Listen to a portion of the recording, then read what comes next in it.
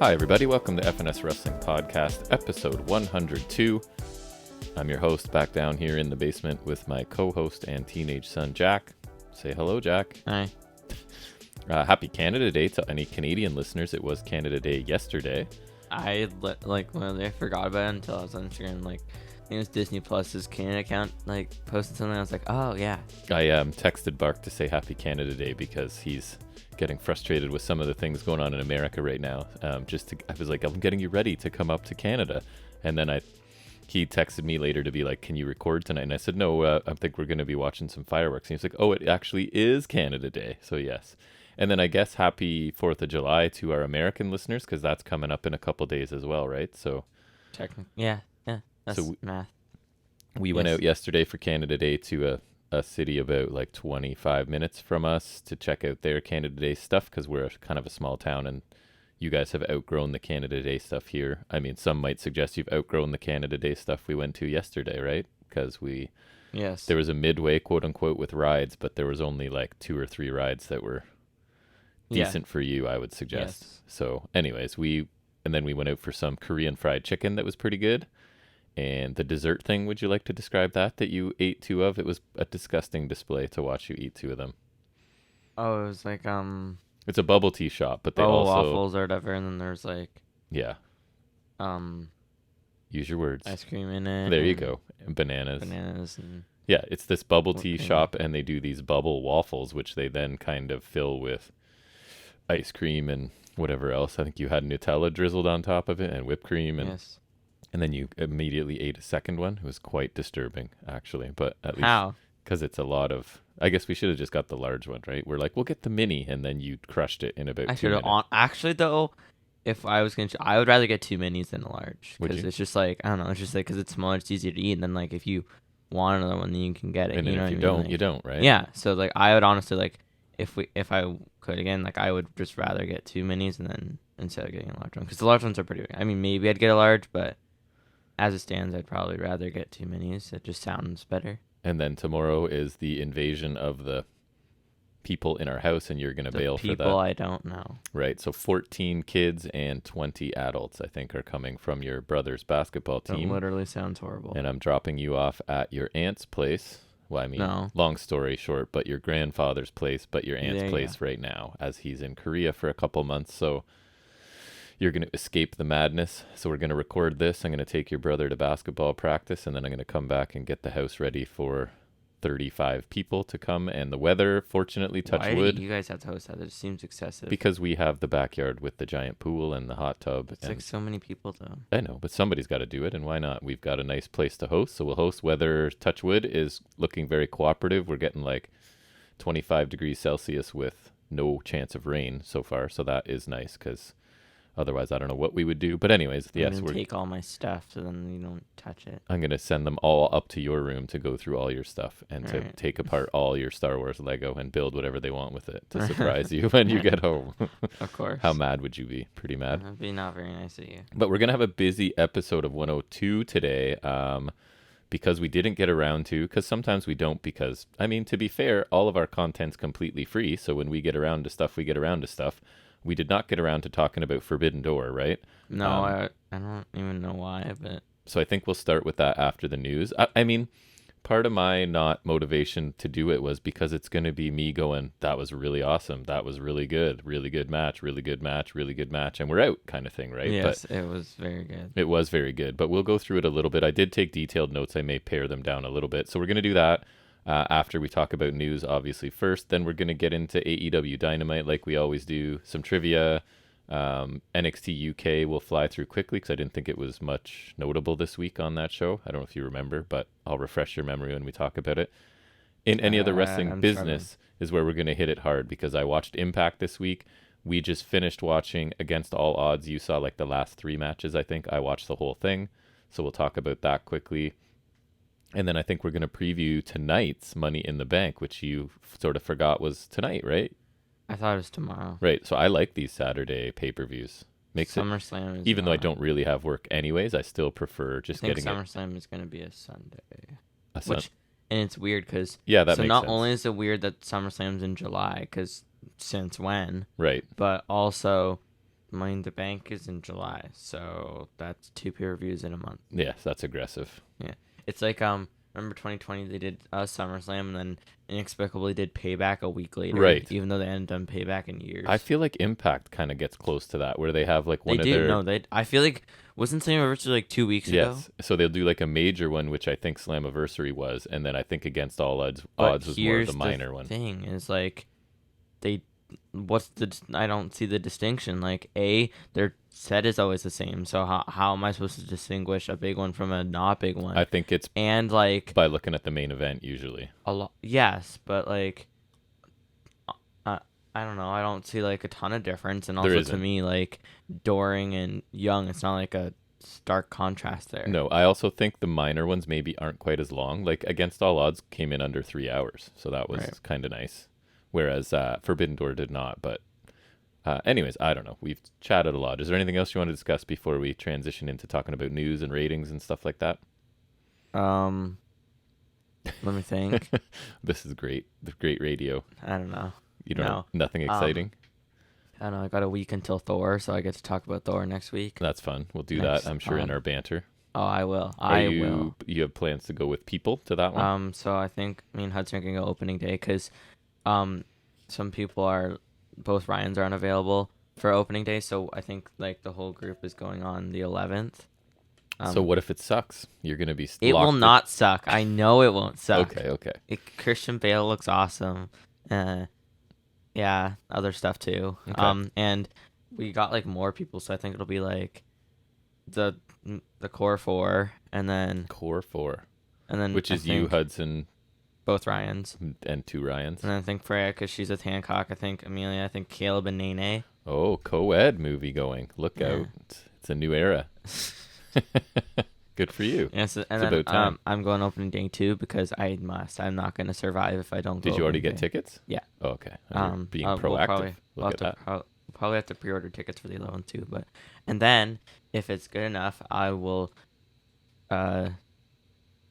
trick Momo into taking me a third time like I did with Spider-Man. Momo being his aunt for those who. Well, actually, it wouldn't even be a trick because I could maneuver it near my birthday and then be like, "Ha, birthday." I don't know if we've explained why Momo is a name on the show, but long story short, Korean title that you couldn't pronounce as a small child. Korean title plus dumb baby equals Momo. Emo became Momo, and it stuck. So Momo. You really want me to call her Emo though? Like no, Momo. She's Momo. I even call her Momo sometimes. No, but Emo because Emo. I know, right? Yeah. In English, it's different. Yeah.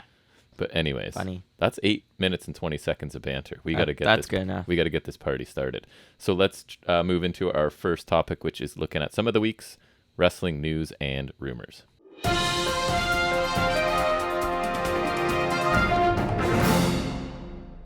So ratings this week, we've got NXT 2.0 drew a not very great 570,000 viewers, which is down 11% from last week, earned a 0.11 in the key demographic, down a whopping 39%. And as I mentioned frequently, that is the number WWE cares about more than anything. So that's down almost 40%.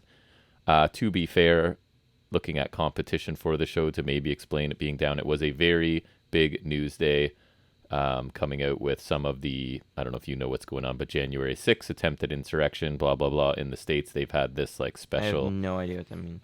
So anyways, there was stuff on TV that Americans may have been tuning into other than NXT is what we're saying. So it wasn't sports this week. Which, I mean, but it was politics. That doesn't say much if I'm being honest. What do you mean? Like, they're watching anything but NXT. Maybe.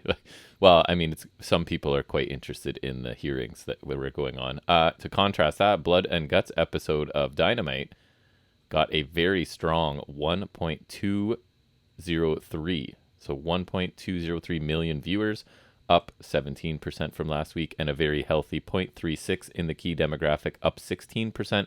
So the highest total viewership since March 23rd in the 18 to 49 demo. Since highest viewership since March 23rd and the highest demo rating since the beginning of June. So, I mean, clearly it was a special episode with a main event that was very well promoted and built to and was going to be the second hour of the show. We may disagree on that a little bit, but we'll get to that. It was good. That's okay. We're allowed to disagree. Maybe it makes for better podcasting when we don't agree on everything. So we'll talk about It is that. good when you're wrong. I have the right to be wrong. Is that what you're saying? Yes. What do you have for us news-wise? I've got a few things. So I guess that's somewhat related, but it's kind of like segue it properly. Okay. Give me a segue. Related to that. Speaking of ratings, what? Speaking to AEW. Okay. And Blood and Guts, kind of. It's a week old, so it's everyone knows. But yeah, so Cesaro debuted in AEW, or Claudio Castagnoli. Right. I'll either write him as Cesaro or Claudio because I'm not spelling Castagnoli. I think I put my notes are just Claudio. That's what I did. Yeah.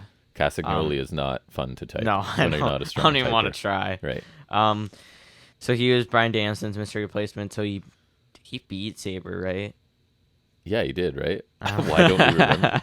I don't know why I don't remember. I believe so. And so yeah, that's news in of itself. And then also apparently the WWE backstage reaction said to be like a lot of stars are really surprised, even more so than fans, because apparently he got like a huge offer from WWE, but that was turned down in February. Right. And the consensus is either like they matched it or they topped it, which would be pretty big. And apparently from everything I hear, he's like beloved backstage. So he's like a guy that everybody likes and roots for. So that's cool. That's good for him.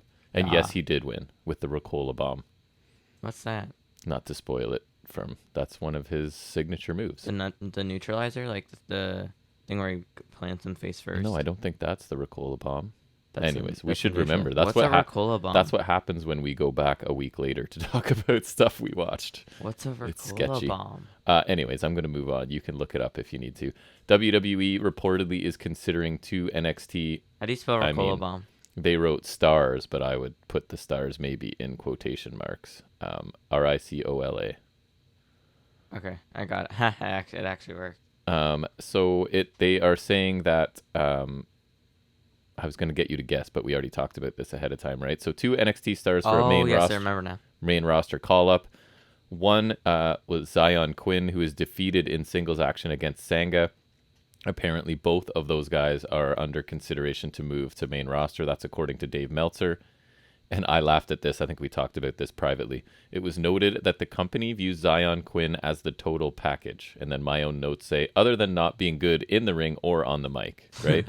So that'd be like saying Von Wagner's the total package. But I think offended. They'll probably say that too, because to them, the total package means he's big and muscular, right? That to them, that is basically the total That was package. Literally Lex Luger's name, right? Right. Wasn't it? So I don't see it in Zion Quinn. He definitely has a cool look, but clearly this is WWE main roster going, our priority is size and look, because he doesn't have much else going for him. But anyway, so we'll see if those two... What's his character? I don't even know.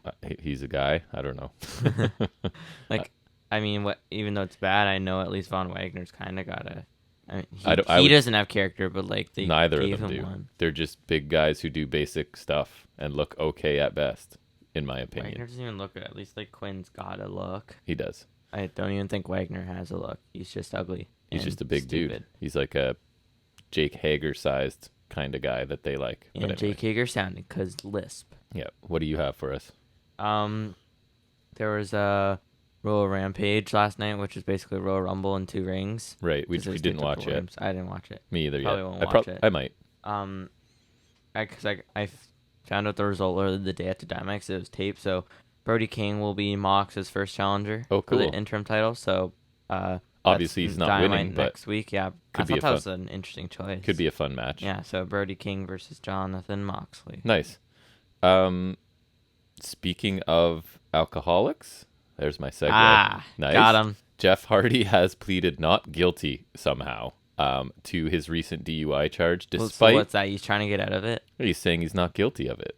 Despite his blood level being more than 3 times the legal limit, and despite me, you can find the dash cam footage of the police car, and he's swerving all over the road before they pull him over. But somehow, I don't know what he's going to say.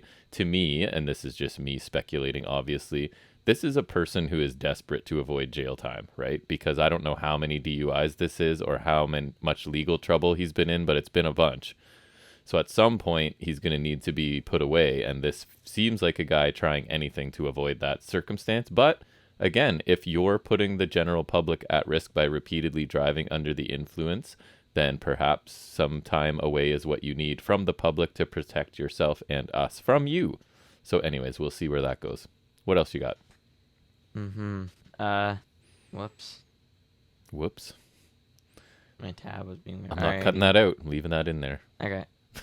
Yeah. All right. So the first members of Max Dupree's FK LA Knights Maximum Male Models faction have been revealed. Have you seen this yet? I have not seen this. Okay. Would you care to guess who is in the faction? There's 2 people, so I think they're gonna be You would think tagged. Zion Quinn would fit perfectly in there. Not yet. But it's not yet. I don't know about him. Okay, so have they been on main roster a while? You have to give me hints. So they've both been on main roster a decent while, but they haven't been seen in a decent amount of time either. They haven't been seen in a decent amount of time. I have no idea. One of them's bigger. One of them's bigger. Otis, but he's been seen. Tucker Knight. No, he's released, I think. Oh, I don't know. You're going to have to. Okay. I'll be guessing forever. Think he was in another crappy stable. Or he was in a crappy stable before. I don't know. What stable? Um, Give me a big hint, or this is going to take me a month. like, I'm not a smart man. they all had the stupid names. Oh, okay. So T-Bar? No, not him. Other one. The other guy, Mace. Yeah. Okay. Okay, so he's now Mace. Like, it's Mace Stop. with accents. I'm being serious. I literally didn't know how to pronounce it, and I saw the It's website. It's amazing. Mace. Okay, so Mace And then the other one is, That's funny. he had a lot of matches on the Saudi Arabia shows. The dude from there, the small guy. Come on, get He's his name. actually pretty Come good. on, you know. I can't remember. You know this. Come on. I do know, but Come I'm on. not gonna remember. I don't know. Just tell me. So you would think it's Mansoor, right? Right. Wrong. Mansoor. Mansoor. So this gimmick is dead on arrival. It sounds like to me. But How do you? I We'll didn't think you could get worse than Mace, but then you go to Mace. Mace and Mansoir. Mansoir kind of makes sense for me in like the context of that gimmick, but it's still awful. It's awful. I mean, like, and you should see the clip of them, like they're walking their entrance like it's a runway, and it's like. And It's LA just- Knight so far isn't gonna wrestle. I think he's manager. I think he'll be like He'll get involved at some point, and yeah, it'll just be a faction, I think, right? But, I don't know, and Interesting. so I think they're gonna be operating as a tag team so far, and Sounds I amazing. assume there's gonna be more. I don't think Mansoor's bad, and I don't. Mace looks cool, but he's kind of unless Oh, he's not anymore. improved a lot. I'll have to look up a picture later. I wonder who else is gonna be in it. What would Zion Quinn's name be? Because I feel like the gimmick right now, it's like you change their name to be like, remember like Beret from Right, Goldberg's? It's yeah. like that. I don't like- know what you could do with Zion. They could figure out some weird spelling or something. Yeah, or although like some kinda already accents is. and stuff. Like Yes. that's what they did here. yeah, Yeah, so that's fun. that's sick. Also, did you see have you seen Viking Raiders are heel now? No. Okay, wait, Since hold they on, came hold on, back hold from on. NXT, I have to show you.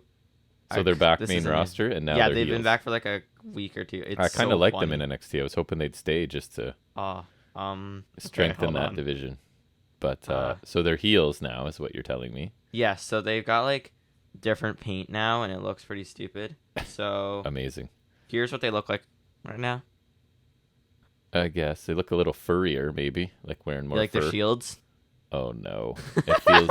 That reminds me of the Bludgeon Brothers. Yes, yes. I Just saw someone say like they're ridiculous. basically berserkers now. Yeah. And, like, So creative. so bad. So creative these guys are. and now I think I saw someone say like the only babyface team on SmackDown is the New Day. Yes, makes sense. This is so fun.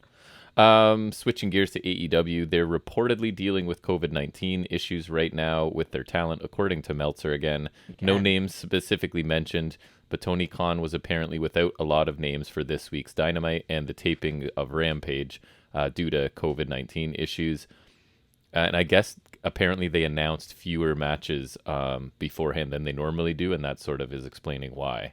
Because they're generally like announcing like this is coming up, right? But I guess they Yes. weren't quite sure based on what talent was available.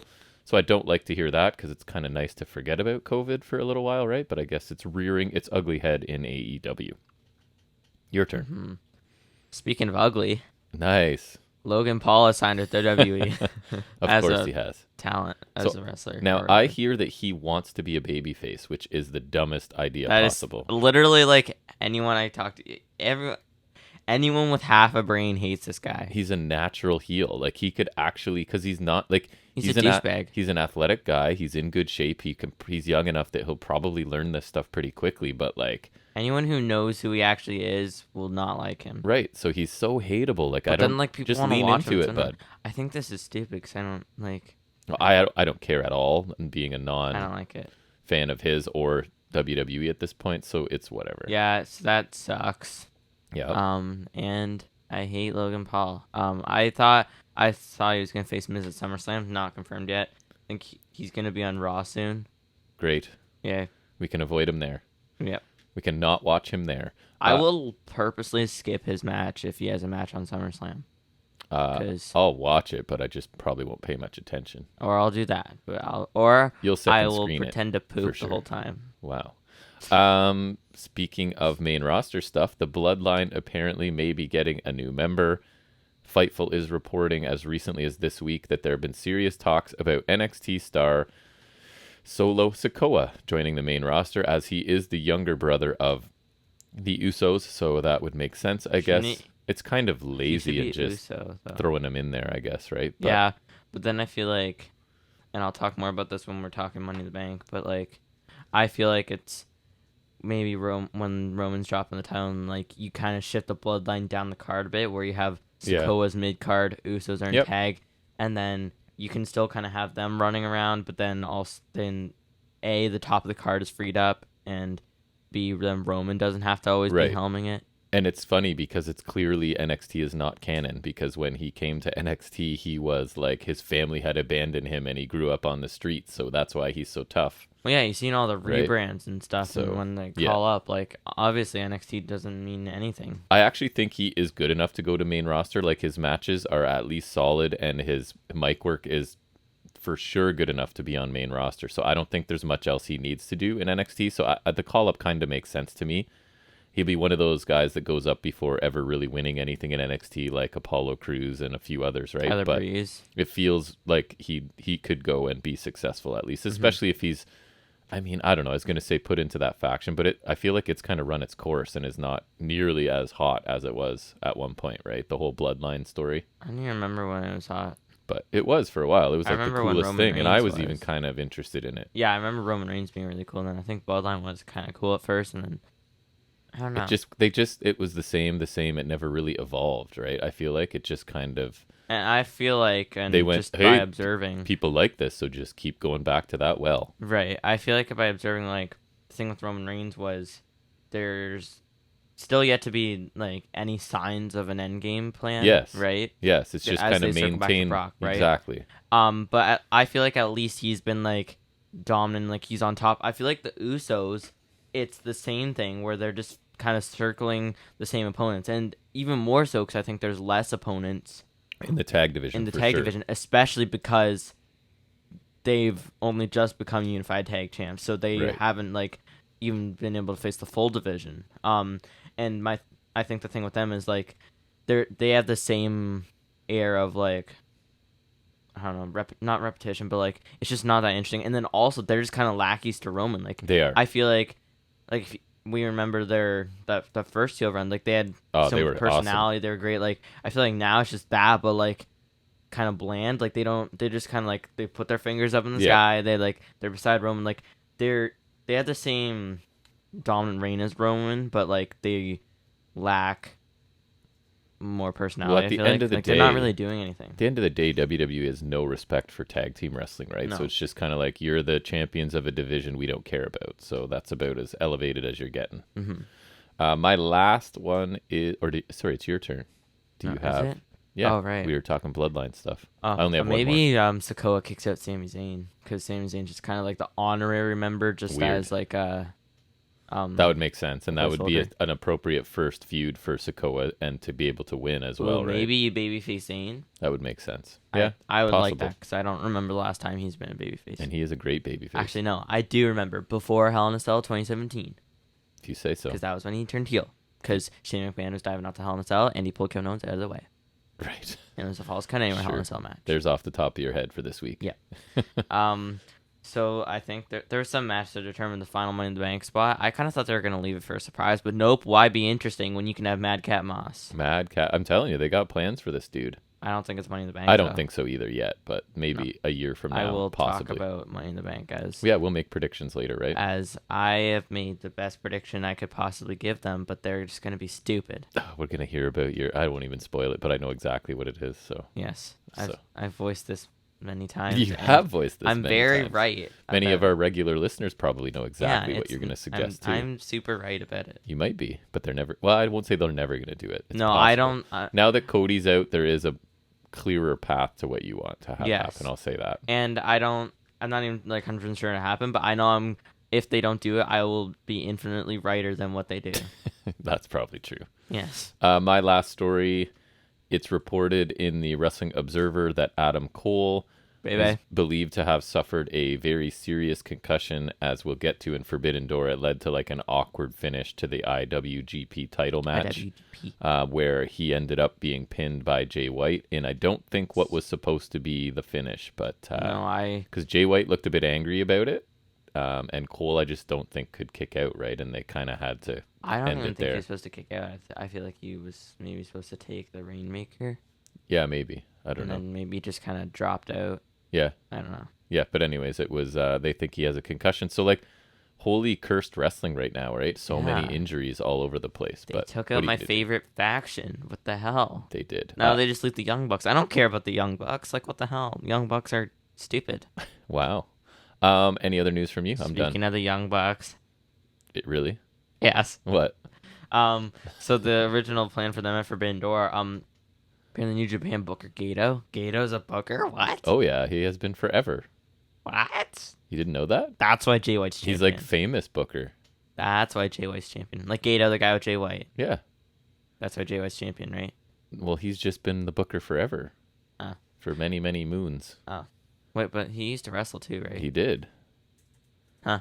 That Well- happens though. Anyways, he wanted Matt and Nick to win the IWGP tag titles on that. And so then they would have put their AEW titles against whoever was holding those belts, which would have been Khan and Cobb. Right. Khan and Cobb. Nice alliteration. Khan on the Cobb. Oh. Got it. Nice. And so obviously instead they opted to have FTR win the titles in the three-way. And the Bucks actually agreed with this, saying that the FTR holding the three titles is a good story.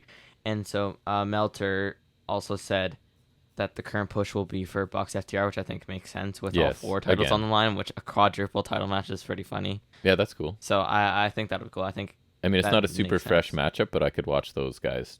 no, wrestle all the time. We got to watch the first match again. I still remember the finish. It was perfect. So Right. remember Cash tried to do the 450, and then that was like not their thing, and then that was just stupid because then they lost. Right. Yes. Yeah.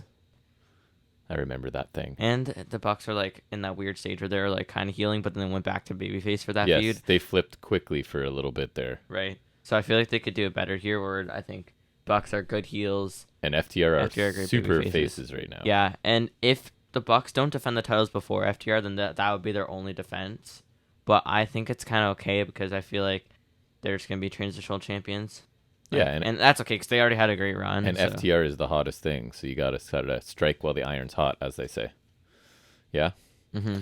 All right. That looks you're putting headphones on. That means you're done your news, and you're going Yeah. to listen to some Jack White while I do my technical part before we get to our next segment, which we're going to take a look at last Saturday's AEW pay-per-view. Well, I guess AEW and New Japan's pay-per-view offering known as Forbidden Door.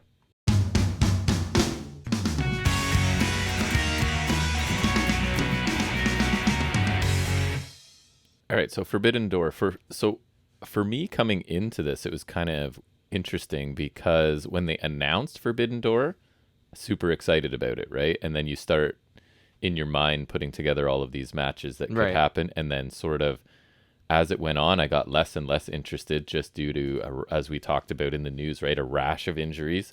And like a frantic build too, I feel like. And then like some political issues in terms of AAA and all of that stuff, right? I remember thinking they started because remember the first time United Empire attacked, right?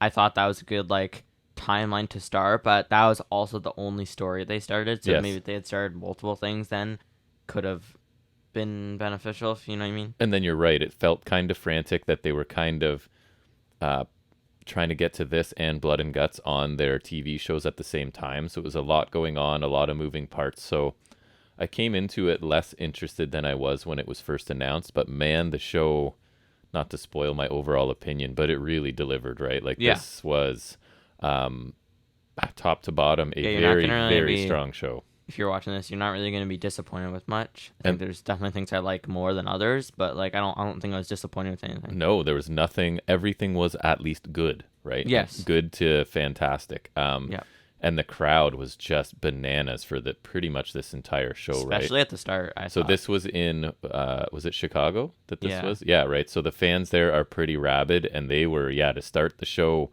I think Chicago's just kind of a hotbed for wrestling for sure. So they really added something to this as well. I did not watch the buy-in, despite telling you I tried to, but YouTube was doing a weird thing where no matter what I did, it was the logo for the show and the whatever their stock background music is. And you know when you Rampage music? When you hover your cursor over the parts, it's showing wrestling going on. So then I would move to that part, but it's still, no matter what I did, the logo just stayed on the screen and I couldn't watch it. So I tried twice. Not even the audio? And gave up. No, just no audio, weird. Nothing. It was super. I've never had it happen. But anyways, so we'll get into the main show mostly. The opening match, I did take detailed notes. We'll see how much of them, maybe I'll fly through them. The opening match was Chris Jericho, Sammy Guevara, and Minoru Suzuki taking on Shota Umino, who at the time I didn't know who that was, but I have heard of. This is Red Shoe's son, right? Who was also a young boy for Moxley, I believe, at some point. Wait, there's their own young boys? When he was in New Japan. No, but I thought the young boys are just a general thing. Yeah, he was seconded Moxley for a while. Because I think originally he was supposed to face Moxley on this card, or they do that? Or sorry, maybe not face Moxley, but be like. I thought they were just around the ring. Young boys. Some of them are affiliated with people. Yes. Oh, why Moxley? That's so weird. Just the way it was. So anyway, Shota Umino, Wheeler Yuta, and Eddie Kingston. So the stakes for this match were advantage for Blood and Guts, right? Which I had known before we picked this match. Because that would have changed my. Oh yeah, I forgot we made picks for this. I will find that now. So this isn't what I would have chosen for an opener, just as we start out. But anyways, yeah, that was kind of my consensus going in, but I will probably take that statement back. And commentary also let us know that Umino was young boy for Jericho at some point too, which I appreciated that information, right, as a little connection to Umino being in this. So right off the bat, Wheeler Yuta hits 6 German suplexes to Jericho, right? And the crowd is already going bananas. Yeah, they were hot for this one. Right away. Things break down quickly. All 6 are outside the ring. Yuta and Kingston get run into the ring steps. Eddie and Suzuki finally face off, which the crowd wanted as well. And they just some vicious chops to each other. Suzuki no-sells the machine gun chops in the corner and then drops Eddie with one massive chop in return. I thought it was a forearm. Maybe. It was a long time ago now. I'm just going off my notes. A long time ago. Arm breakers applied over the ropes to Kingston by Suzuki, and Jericho continues to work Kingston's arm. We get triple submissions applied by the heels. Eddie catches Sammy coming off the ropes, hits an exploder suplex. Umino gets in. He showcases his speed against Guevara, ends up hitting a fisherman suplex for a near fall. Shooting star to the floor by Sammy before Yuta and Kingston hit dives, and Suzuki teases one, gets the crowd all excited, and then just refuses to do it. We get a Spanish fly by Sammy, but he didn't know that Eddie Kingston was the legal man, and Eddie hits him with an exploder suplex. We get the Hurricane to Suzuki. That leads to what I like to call a signature parade, and the crowd just eats this up again. We get a code breaker to Umino for a near fall. Avalanche power slam by Umino to Jericho. GTH on the floor by Sammy I thought looked really good. Move. It looked good. He nailed it. Kingston then interferes with Jericho's lion salt. Umino gets control now, fights through a cheap shot by Sammy with the bat. We get a tornado DDT and a brain buster to Jericho for a near fall. Boston Crab by Umino, but Sammy kicks him in the face twice. Then we get the Gotch pile driver to Eddie Kingston as things are sort of breaking down again here near the end. Umino fights off Sammy and Suzuki, but gets hit with a Judas effect. And the Jericho Appreciation Society earned the victory and the advantage in the Blood and Guts match coming up that we will also discuss. I don't know. I thought this was an excellent opener. I thought this over delivered because I didn't really expect anything from it. That was going to be the next word coming out of my mouth. Same thing. I was like, okay, this could be, kind of a fun and I remember match. like I saw this was I was like I was like really this is opening, like I don't really want this open, but I think like it actually turned into a pretty good opener. Like I think it did. The crowd is 100%. definitely there. I think the crowd 100% helped that. And I think I like that they explained some things before, because then I think like the dynamic with Umino and Jericho was really good. I thought Umino got a really good showing. He looked awesome. Here. Yeah. I came out of this being a fan of Umino, kind of not quite to the level of Takeshita. That's what I was gonna say. But similar, like I don't know this guy, and holy cow, he looked really fast and impressive. I would still say I love Takeshita way more, but I thought Umino looked great here too. I liked I also liked many of the exchanges between Kingston and Suzuki. Me too. That was awesome. They got a bunch of time together in the middle, which was cool because people really wanted to see that. Like just the pace to this was great. There was no lulls at all. Umino was really fast and looked good overall. Yeah. And like you said, his history with Jericho that they mentioned was nice to make it a little bit more meaningful. And yes, this over-delivered a great start to the show. AEW for me just has the market cornered on these trios matches, right? Yes. Which is why I would 100% agree. We're anxiously awaiting the trios championships they're coming. Has to be, yeah. So yeah, great match to start. And then a brief vignette to preview the triple threat tag team match that's coming up next. So one thing about this show I really liked was just in general the pace of the show. It was match, little bit of a preview of the next match, and here it comes, right? There was not a lot of wasted time in between. It kept moving. It didn't feel epically long to me. Again, I didn't watch the buy-in, but this came in at about 4 hours, and when it was this action-packed, like I was fine with it. It kind of went... Yeah, I wouldn't have noticed that it was 4 hours, and I remember you were saying like we'd eat if like you're trying not to sleep, but I ate like maybe like a little over halfway through, but like even when it was like last couple matches, I think I was fine, because like it was fun to watch. And for me, you're right. We planned on like anytime we get tired, we'll go get something to eat. And we didn't really need to do that much. And the other thing for me is a lot of times in these long shows, my notes start out detailed and then like by the middle and then by the end. But this, I kept taking notes the whole time because I was engaged in this show for sure. So we do get the triple threat for the Ring of Honor and IWGP Tag Team Championship. So that is cool because no matter what, you're getting a new champion of something. Right? Which yes, makes I think it cool. That was a really cool thing. There's no way to just retain and move on. Right. It's a cool way to maneuver like intrigue, like no matter what. Somebody's losing championships, somebody's gaining, no matter what. And like even though I don't think it was gonna happen, like even like the prospect of like two new champions being crowned and Roppongi Vice taking both titles, like, even that's interesting, right? Like I think throwing them in there is even more interesting because I think a 3-way is cooler. And B, like, then that's just like another dynamic. They're like the perfect team to add into stuff who can really, really work, but don't need, like, they're not going to win, they're not going to win. Yeah, and I like them like enough, right? So like we're there and there, I'm like, oh, cool. Yep. So it is Jeff Cobb and the Great Okan taking on FTR, taking on Roppongi Vice. Oh, I forgot to mention we both picked the opener wrong. We did, yes. Yeah. So FTR, my first night, is caps lock over with this crowd. Like, they love FTR. Yes, they got a huge pop. Dax and Trent start out quickly to a stalemate, and then Cobb tags himself in. Romero then tags himself in, and FTR connect with some double team offense. Did they call him Jeppu Kabu or no? No, they didn't. They did have the Japanese ring announcer. I can't remember. I forget what his name was, but it's his name is, he has the same name as the dude that came back later that I love that I can't remember. Shibata. I'm pretty sure. His last name is that. And so like the way they did was like I think Justin Roberts would do, and then you'd hear the Japanese guy go off. Yeah, it was cool. Yeah. So Dax gets hurt early on in this, and I thought it looked real. I think he dislocated his shoulder, is the reports I saw. He was able to come back, so it's obviously like something where it's like fixable. Right. So he's taken to the back. Okan beats on Cash in the corner and then sits right on his head at one point. Was interesting. Just a lot of Mongolian chops, like the double chop thing. Yes.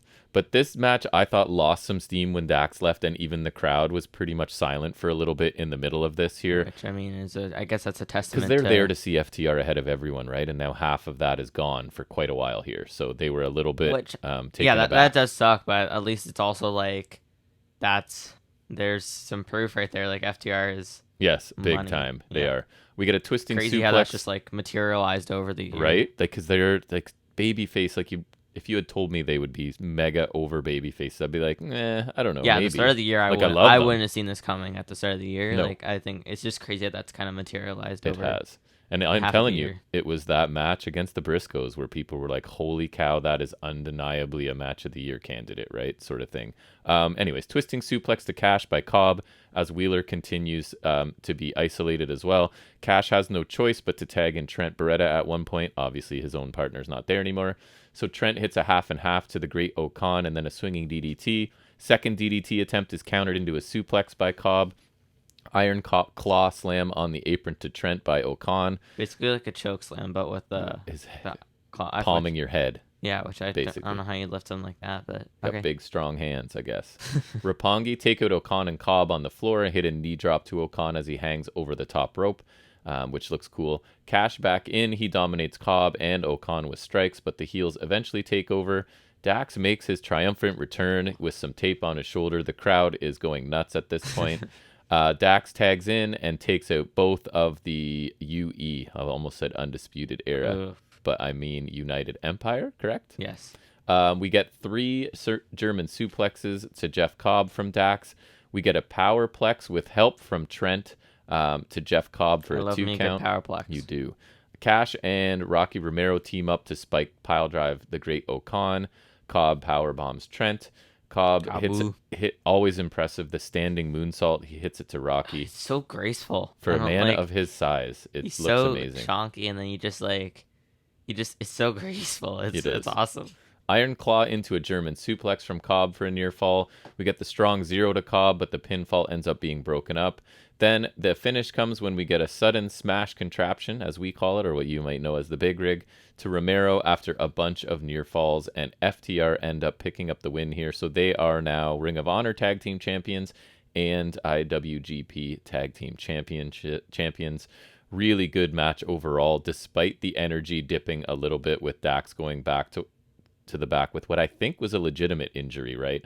I mean, that almost made it cooler, though, when he comes back and then it's just like exactly. Electric. His return was great, and this was just another fast-paced, action-packed match where you have to be okay with the ref not having a ton of control, right? If that's I really like that they did these again. Like, if you think about it, that's 3 pay-per-views in a row where the tag title match has been like a 3-way. Yes, right? exactly. And I'm not complaining about that. Me I just think it's kind of funny that's been the narrative. But I love it. I love the dynamic. I think it's so much more interesting. I think they've been doing a really good job of picking who's involved in each one. Like I think so too. The selection of teams in each one has been really cool. I really like this. Right.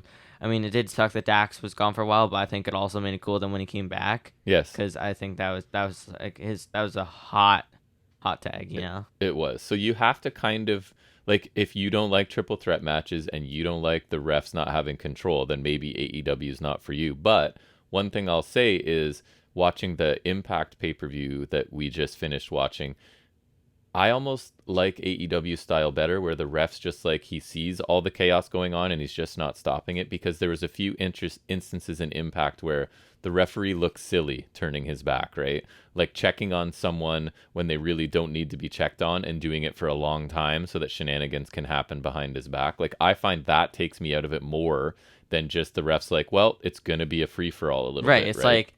It's like there's so much going on. Why? Like, he's not gonna get anything accomplished. And none of the participants nor the fans are gonna want to DQ. So it's kind of like in Ring of Honor with Roosh, when Roosh was just cheating nonstop as the champion, but the referee knows the opponent doesn't want him to DQ Roosh because the title won't change hands. So you just kind of let it all happen, and I like that a lot better. Right. It feels more natural. Agreed. Right? So yeah, a really good match. Like, Roppongi was never a threat to win, but they definitely were a nice addition to this, right? And let this be a lesson: don't bet against your boys, because I got it right and you didn't. That's correct. So, my question: how do you feel about Great O'Con now that we've seen him a little bit? I think he's okay. I mean, I don't love him, but he's all right. I'm kind of like, jury's still out. I feel like I need to see. I don't think he's like amazing, but I think like I don't mind him with Cobb, because I think like then he's Cobb's not like cool. Always in there. So I think Con's all right. I love Cobb. Cobb's awesome. Yep. Tour of the Islands is perfection. At the risk of being repetitive, another really good match. So I love this a lot. Then Tony Schiavone talked to Juice Robinson and Jay White backstage. They said generic stuff. I remember at Dynamite, I kept saying like on like a couple times on Dynamite, I was like, what? he's the IWG Osprey's the IWGP US champion, but he keeps coming on with the Rev Pro title. Yes. And then Because Juice stole it. Yeah, Juice stole it because I think he lost it to Osprey in a match, and then he just never gave it to Osprey, I guess, Right. he just took it back. And who did I say Juice is with or married to? Was it Tony Storm? Yes. Yeah, that's right. That's the one. Yeah. And I remembered here, and I was like, oh yeah, right. Like, yeah, he's got it. I kept forgetting. Because at first I just thought he was like with Jay White, and I'm like, oh, they're both the champions. And I was like, wait a minute, like Osprey's the champion. And I know I said this before, but it's still funny that Osprey, who's British, has the U.S. title in a Japanese wrestling company. That is still amusing. Yep. Our next match is the 4-way for the All Atlantic Championship. Oh, yes. So we have Clark Connors, who's been subbed in for, who did he replace? Ishii. Right, my boy Ishii. Taking on Pac, Malachi Black, and Miro. Pac, Malachi Black. So Pac attacks Malachi Black right away, and they head outside as Miro beats on Connors in the ring. Miro catches Connors, a lot of Miro catching people. So he catches Connors. Oh my god, the amount of times like floor. Connors is trying to do like a crossbody thing to Miro. I'm like, why do you keep doing that? It's not working. When has that ever worked on anyone? B, if it doesn't work on Miro, why would you do it again? I know. He did it at least like 4 times. He did. It was so funny. Black flips out of a Pac sunset bomb attempt and hits a quick kick and a sliding knee. Miro then catches Pac and hits a fallaway slam. A little later, Miro catches Connors again and hits him with a swinging Uranagi this time. Okay, I like that move. It looks cool. Black and Miro then fight over who gets to stomp Pac, and of course it escalates and they end up fighting each other instead. Pac super kicks Miro, back body drops Connors to the floor, and hits a Fosbury flop to Black in a nice little sequence. Oh, that sounds so like... Because it's like a flop. I think you could also call it a Spaceman plancha. That sounds cool. It's the Fosbury flop because that's what it's called when people do high jump. Yeah, I know. But it's different. It's not how people do high jump. The part going over the rope is fine, but the flipping part, not so much. The name is just funny because it just makes it sound like Link. He was the first guy to do it. Flop. To get over the high jump. I forget his first name. Rick Fosbury. I don't know. We'll call him Rick. Rick. So all 4 end up in the ring hitting moves to each other in rapid succession. Too fast for me to write down, but I did note there were a couple German suplexes mixed in there. Malachi Black gets a table from under the ring, and the crowd loves this. They are nuts for tables, so they were super happy about this. Miro is run into the ring post by Pac and then speared through a table by Connors. We get a nice power slam by Connors to Black and a spear and what they called the trophy kill by Connors to Pac for a near fall. I forget what it was. That was me just going off Excalibur telling me. Nice flurry for Connors, and I thought he won the crowd over here, right? They were kind of like, who is this guy? To like, oh, he had a nice little flurry here. Yeah, I thought he was solid. Because I've seen a bunch of him in New Japan and other places, and he's improved a lot. Like, he's even been on, I think, Championship Wrestling from Hollywood at some point. But anyways, Black ends up crotching Pac as he sets up for the Black Arrow. This leads to a Tower of Doom spot with Miro at the bottom being the one providing the power. Miro then clears out everyone but Pac. We get a big kick and a game over, but Black comes in just in time, spits mist into Miro's face. I thought he was going to Black Mass him, which I thought would be cooler. And he did hit the Black Mass after. Oh, right, he did. I forgot. Black has Connors in an armbar. Pac hits the Black Arrow to Black and it was a 450. Were you sure? Yep, I'm positive. I remember wishing it was a Black Arrow, and it wasn't. Fair enough. And puts Clark in the Brutalizer. Connors immediate tap out. Taps right away, and Pac is the first AEW Atlantic champion. And this match was awesome. I remember being pleasantly surprised by that because I took Black and you took Miro, so we both got it wrong on different people. I'm super happy for Pac. I'm okay with being wrong. I think that's great for Pac. I think that would be cool. I think we need a rematch with Murphy now. That would be amazing. For the title. I think that'd be really cool. Yes, on a pay-per-view or a main event of Dynamite and give them like 20 minutes. Yeah, absolutely. Yeah. Super fun multi-man match. I thought the second half picked up and was really crazy. I think Connors won some fans with some impressive work in the middle of this. Yeah, I liked his little showcase bit that he got. Me too, and I'm glad to see Pac win. I still think that Now, I just remembered it. I kind of think that Taylor Russ from New Japan Strong should have gone that spot, but I digress. I may have expected a few more high spots than we got, but this was still an excellent match. And the result, I think, allows Black and Miro to look strong, even though they didn't win here, I think it's smart, right? I feel like either way, I think Connors would have taken the fall. I mean, maybe Pac could have taken the fall if he wasn't winning, but Connors. I think it was going to be Connors, yeah. And speaking of, I think they also did a good job of making Miro look strong, even without taking the fall. I think he got a good showing, right? Until the mist. Yeah, I think he was dominating a lot of the early goings. He had to be put through a table. Yes. He did have it one before the mist. Like, I think he looked pretty good. I agree. And I like that they kept Black strong too, because I mean, while I would have liked him to win, I also am fine with him not winning, and he still looks fine here. Like, Yeah. and he could challenge for it eventually. Honestly, the addition of Connor's worked out because he can take this pin, and because if it's not like Ishii, he's gonna- what do you do, right? Like right, somebody's and Connor's like, I don't doubt he's gonna resurface, right? No. So and the finishing sequence I thought was really satisfying. So just an awesome 4-man match. Like I don't know Yep. what to tell you I about really this liked show, right? I think I liked another 4-way better, but Yes. I thought this was really good. I liked it a lot, and Me too. good on Pac, because Yep. that is pretty coolio. Love Pac. So we move into Bullet Club, which this iteration is El Phantasmo and Matt and Nick Jackson with Hikuleo there, but who cares? And Bucks actually wore their old Bullet Club gear. I'm pretty sure it's the same yeah. tights they used to wear. Like local go inside, they had like I think they're kind of like purple and yellow tassels or whatever on the bottom, like bringing back the old gear and the vests. They are taking on the horribly named Dudes with Attitudes. I still don't understand why that's like. Because it's an old reference. Their Sting was in a faction in WCW for like a day, I think it was, with Luger, Junkyard Dog, What? and some others. And I think it went nowhere. I just fast, think of if I remember correctly. And that name, I didn't even know that was a thing. So I always think two dudes with attitudes. Michaels, and so that's why I was confused, and I still don't get it. Because I think it was because Sting was in it. So now I want to check. Even if Sting wasn't, I don't know. I still think that's weird. It's like, who cares? And I don't even remember. So I'm pretty sure. What are the Dudes with Attitudes, professional wrestling stable, fought at Great American Bash 1990 against the Four Horsemen, consisting of, oh boy, I was pretty right. El Gigante. Who? El Gigante, the Who? Giant. Okay. Lex Luger, Paul Orndorff, Rick Steiner, Orndorff. What the hell? Rick Steiner, Scott Steiner, Sting, and the Junkyard Dog. That seems like way more than Four Horsemen. It was, and I don't think they lasted very long after that. Doesn't even make a lick of sense to me. So the Dudes with Attitudes this time is Darby Allin, Sting, and Shingo Takagi from New Japan. That makes sense. So Sting, it's Sting music hits, and where's Sting? Where's Sting? We don't know where Sting is, but he shows up on top of one of the entrance tunnels, jumps onto the heels on the ramp. We get some brawling on the floor before Shingo and El Phantasmo start the match in the ring. Sting and Takagi sort of mirror moves against each other, mirror moves on El Phantasmo, including a couple running sentons. The Bucks hit some of their double team offense to take control. We get a swinging neck breaker. That'd be interesting. Swinging neck breaker by Matt into a backbreaker by Nick that I thought looked cool.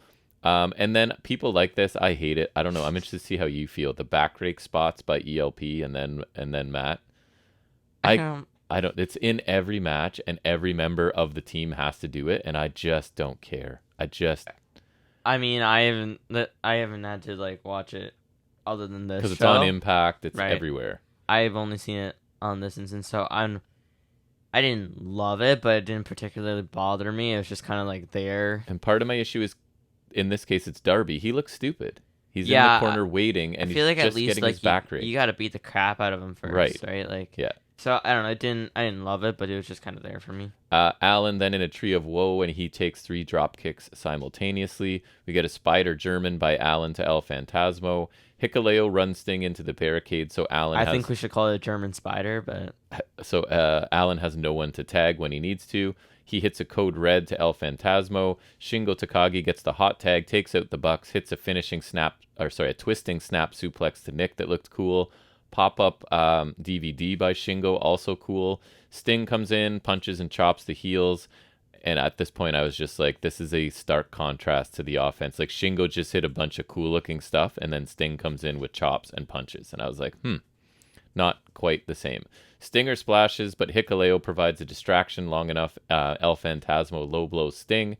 Sting no-sells a Bucks double super kick, which I don't think you were a fan of. It's so stupid. His no-selling. He's so old. How does he no-sell anything? He's Sting, man. Everything should hurt him. Literally everything. Matt gets the knees up on a coffin drop, and they hit more bang for your buck. El Phantasmo hits Thunder Kiss 86 splash, again using what's our friend's name? Excalibur's description. Thank you, Excalibur, for a near fall. El Phantasmo hits a moonsault to the floor. We get a triple super kick to Sting. Missed BTE trigger to Sting, followed by a double Scorpion death drop. And then another spot I hate is the purple nurples, the nipple twisting, and the low blow by Sting to El Phantasmo.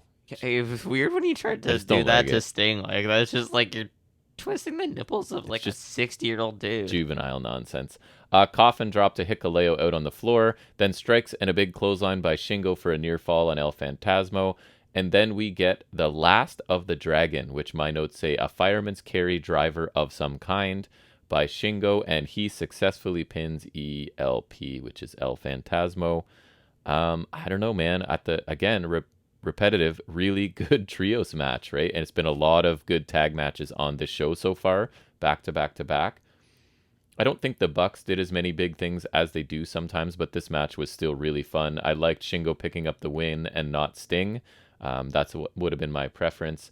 And this card so far, and I think it carries out through this whole show, just a lot of fun matches without a ton of story behind it. Yeah, and there's like a lot of action too, Yes. right? It's just all of, and I feel like it's different where I remember Survivor Series, there was no storyline, right? Yes. And another thing there was like they were changing the card nonstop, and a lot of times just on social media. This time it was just injuries and stuff, but I feel like this time they also tried to tell some stories beforehand. Yes. This one, not really. No, because there's just too much going on. And well, I didn't love this as much as some other things on the show. I think it was still solid. Yeah. I liked it enough, and I think Takagi looked good. I kind of like ELP and Yes. Bucks. So I think it was good. Not my favorite match on the show, but I liked it still. It was still really good. I agree. It wasn't in the top tier of matches on this show, but still good. The worst match on this show was good. So Right. What are you going to do? We then get Jas backstage complimenting Umino on his performance, and then Jericho hits him with a fireball to the face because he's a wizard. We then get what I thought was probably the weakest match on the show, but still wasn't a bad match, and that is Thunder Rosa defending the AEW Women's Championship against Toni Storm. Match. Right. So I did make a note that I was happy for a singles match at this point in the show. Right. It's been a lot of multi-person or tag matches. Matches right. Yet. So it's kind of a nice way to catch your breath. You can focus on two people instead of 6 or 8 or whatever. So two baby faces in this one, so they shake hands before they tie up. Early battle to a stalemate. Then we get lots of holds, counters, and near misses in the early going here. Snap suplex by Storm is transitioned into a submission kind of nicely. We get a slap and chop exchange, a stunner from Thunder Rosa, running corner clothesline and double knees to Toni Storm in the corner, 2 running drop kicks to Storm in the ropes, and then a Northern Lights by Thunder Rosa for a near fall. A DDT attempt is countered into a Northern Lights on the floor by Thunder Rosa. We get a German suplex on the apron by Storm, followed up with a tornado DDT off the apron to the floor. And then her running hip attack in the corner that looks really good. Another DDT to Thunder Rosa for a 2 count. Knee strike, Death Valley driver by Rosa. And then a nice looking Fire Thunder driver, because sometimes it looks good and sometimes not. I thought this one looked really good, but Toni Storm gets to kick out of this one. Looked more like a driver, less than like a more impact thing. Yes. Stiff kicks to a seated Toni Storm. Storm catches one of them, finally hits a German suplex. And then we get the final reckoning. Apparently Dustin has trained Thunder Rosa, so this was sort of like a shout out to him kind of thing. Which I thought was... It looked cool. I liked the move. It was alright. So she hits the final reckoning and pins Toni Storm. And I thought it was weird that won it. I did too. Thunder Rosa retains. Did you see they're in a tag match next week on Dynamite? No, I did not. You know what they're called? What? Thunderstorm. Nice. It's kind of funny. So I thought this was a very good back and forth match, and Toni Storm got a lot in this. I thought she looked pretty good.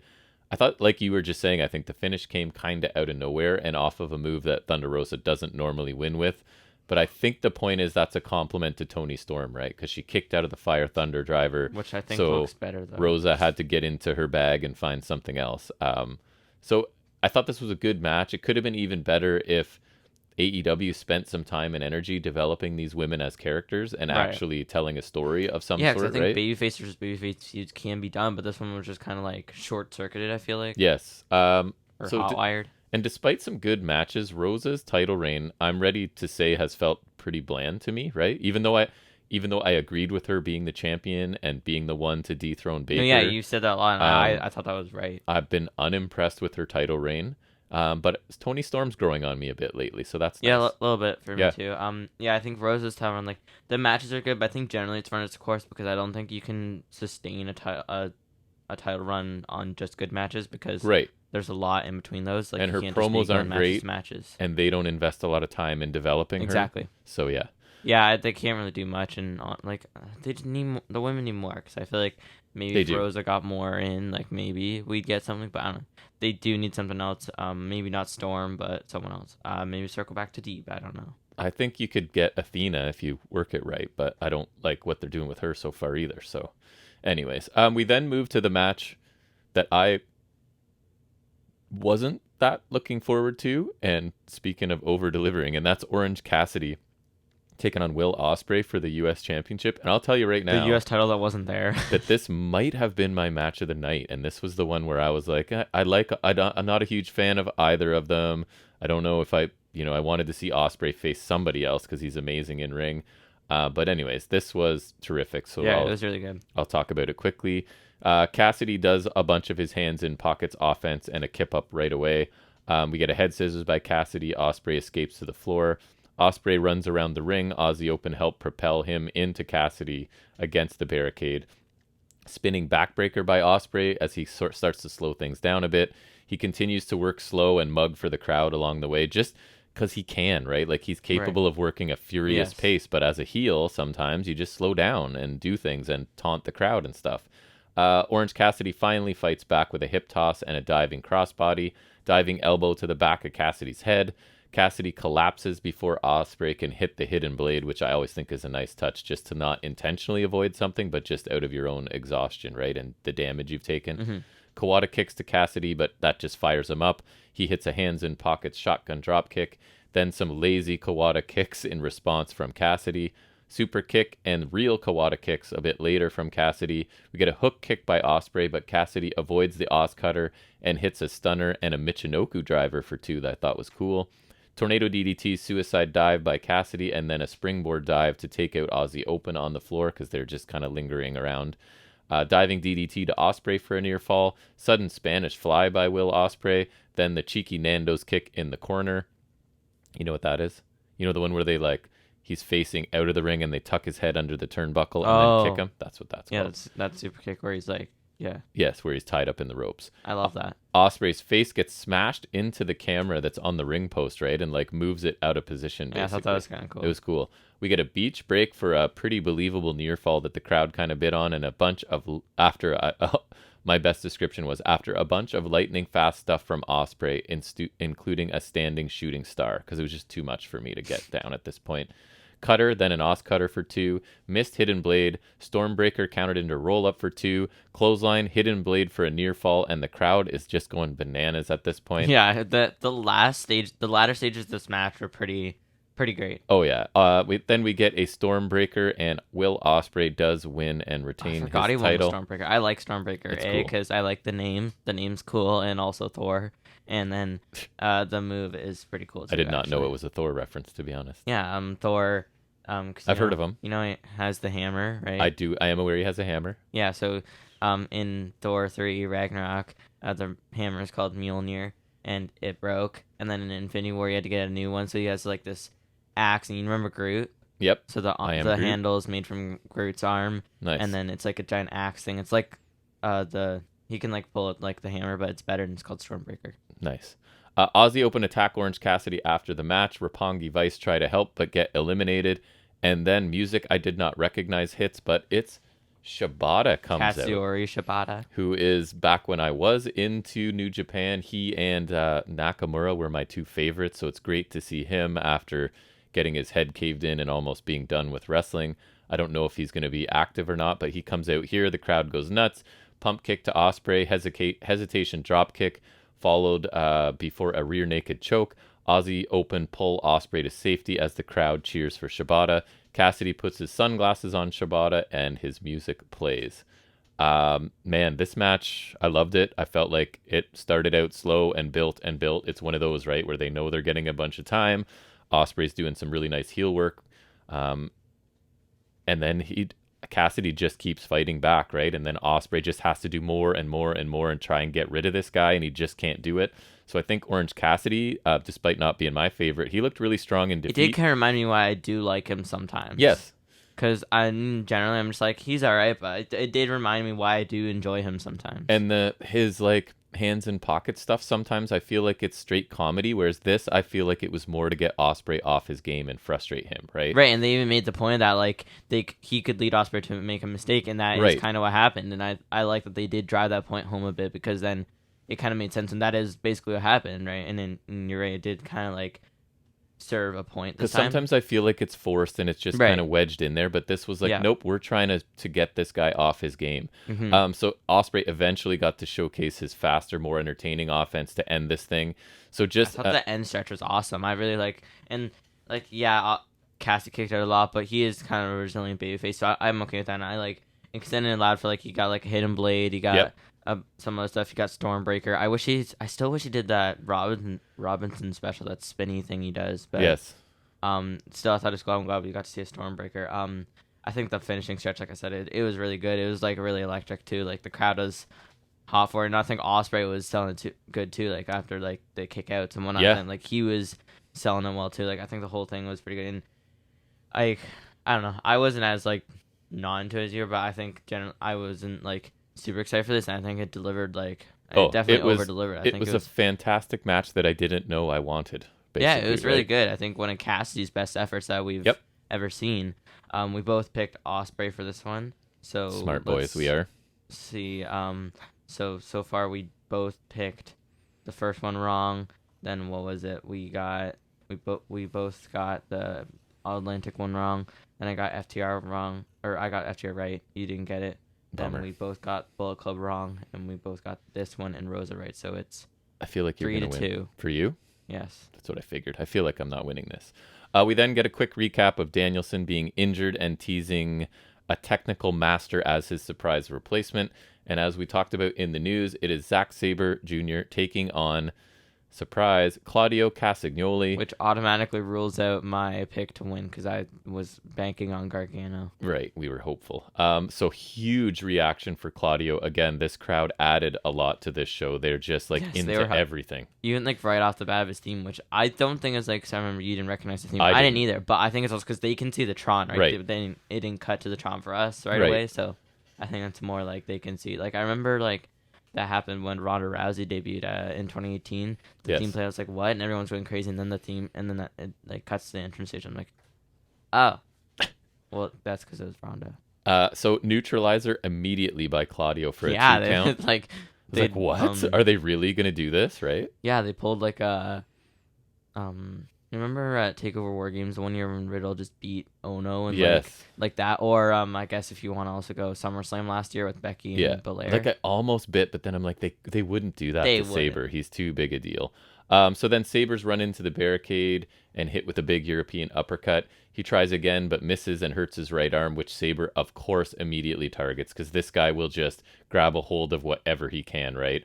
And that used to bug me, but now I feel like he's fleshed that out with more other type of wrestling, because it used to be just this, looks like someone's skinny teenage son is in there slapping a million different submissions. And then my other problem was with Sabre Jr., that guys that aren't submission guys start trying to work his style against him, which doesn't make any sense to me, right? But now I feel like Sabre's much more well-rounded and can do all, and I quite like him now. And I never thought he'd be a successful heel either, which he is. So anyways, we get an outside-in delayed vertical by Claudio, knee bar in the ropes by Sabre, and then another one while hanging from the apron. Sabre goes back to the arm and fingers of Castagnoli, and we get mocking kicks from Sabre, but those just fire up Claudio. But then Sabre quickly grabs the arm again and goes back to working that. Claudio finally counters the arm work, so Sabre goes after his leg instead. It's like, fine, you're going to defend your arm, I'll grab whatever else is vulnerable, right? Which is pretty cool. Uranagi backbreakers by Castagnoli before a running uppercut in the corner. Claudio puts a torture rack, he counters one into an armbar and a face gouge by Sabre. Claudio counters the armbar by picking Sabre up, walking up the steps, right? Carrying him in like a powerbomb grip up the steps, and then powerbombing him once in the ring. Just a powerhouse. Giant swing, which had sort of been teased, is countered into a guillotine by Sabre, but Castagnoli powers out, drops Sabre across the top turnbuckle, where Sabre applies a submission, obviously. Avalanche gut wrench suplex by Claudio. Sabre again escapes the giant swing as they tease it again, but gets hit with European uppercuts for a near fall. Giant swing finally is successful. The crowd obviously loves it. Claudio drops Sabre after a few quick rotations, though, because he's selling the arm that Sabre has been working, which is a nice touch. Sharpshooters countered into a heel hook by Sabre. Double stomp by Castagnoli to get free. More huge uppercuts from Claudio. Sleepers transition into some other submission that I couldn't recognize, but Claudio gets to the ropes. Then we get Danielson-style kicks to the chest by Sabre, and Claudio is just defiant and calling him on and asking for more at this point. We get a huge pop-up uppercut and a discus clothesline by Castagnoli, and then he follows up with the Ricola bomb, and Claudio Castagnoli wins. Which is like a straitjacket powerbomb. Right. He wins his debut match in AEW. I was surprised he won with that. I was surprised he won only because I wasn't sure if this was an actual signing or if this was a like, hey, can we bring you in because we're desperate for talent? I was pretty sure it was a signing because I don't know, because I feel like they would sign a guy like him, and then also because I knew he was going to Blood and Guts. Yes. So I don't know. I thought this was another excellent match. What a surprise. Great debut for Castagnoli. And we were both wrong because you picked Sabre. Right. Cool combination of stiff strikes, power moves, and submissions. And Sabre's style is interesting since just that we talked about, like, any limb that he can get a hold of is at risk, right? And now that he's added substantial amount of size, his non-submission stuff is more believable to me as well. I thought Claudio looked great, combined technical skills and his power advantage, as would make sense facing Sabre here. And he picked up what, for me, again, was a surprising match just because I wasn't sure if he was signed long-term or if they just brought him in sort of desperation to fill a spot.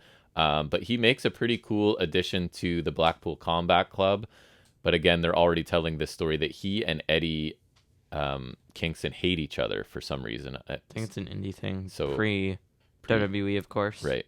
So I don't know, just another excellent match here. What did you think of this? I thought it was great. I thought it was odd, like, they say he was like a technical master, and I don't know if that necessarily is Cesaro. Like he's technically good, but he's not like. He's also a lot of power. Not like Danielson, but I love that. I'm very happy for Cesaro. I mean, I would have been more interested in Gargano if I'm being honest, but honestly, like, I was kind of being down on him. But like once I saw Cesaro again, like he was in action, he was great. And honestly, in Blood and Guts too, he was great. We'll talk about that later. Mm-hmm. But honestly, it was great to see him again. It was weird seeing him in long tights, but I guess like I saw a clip of.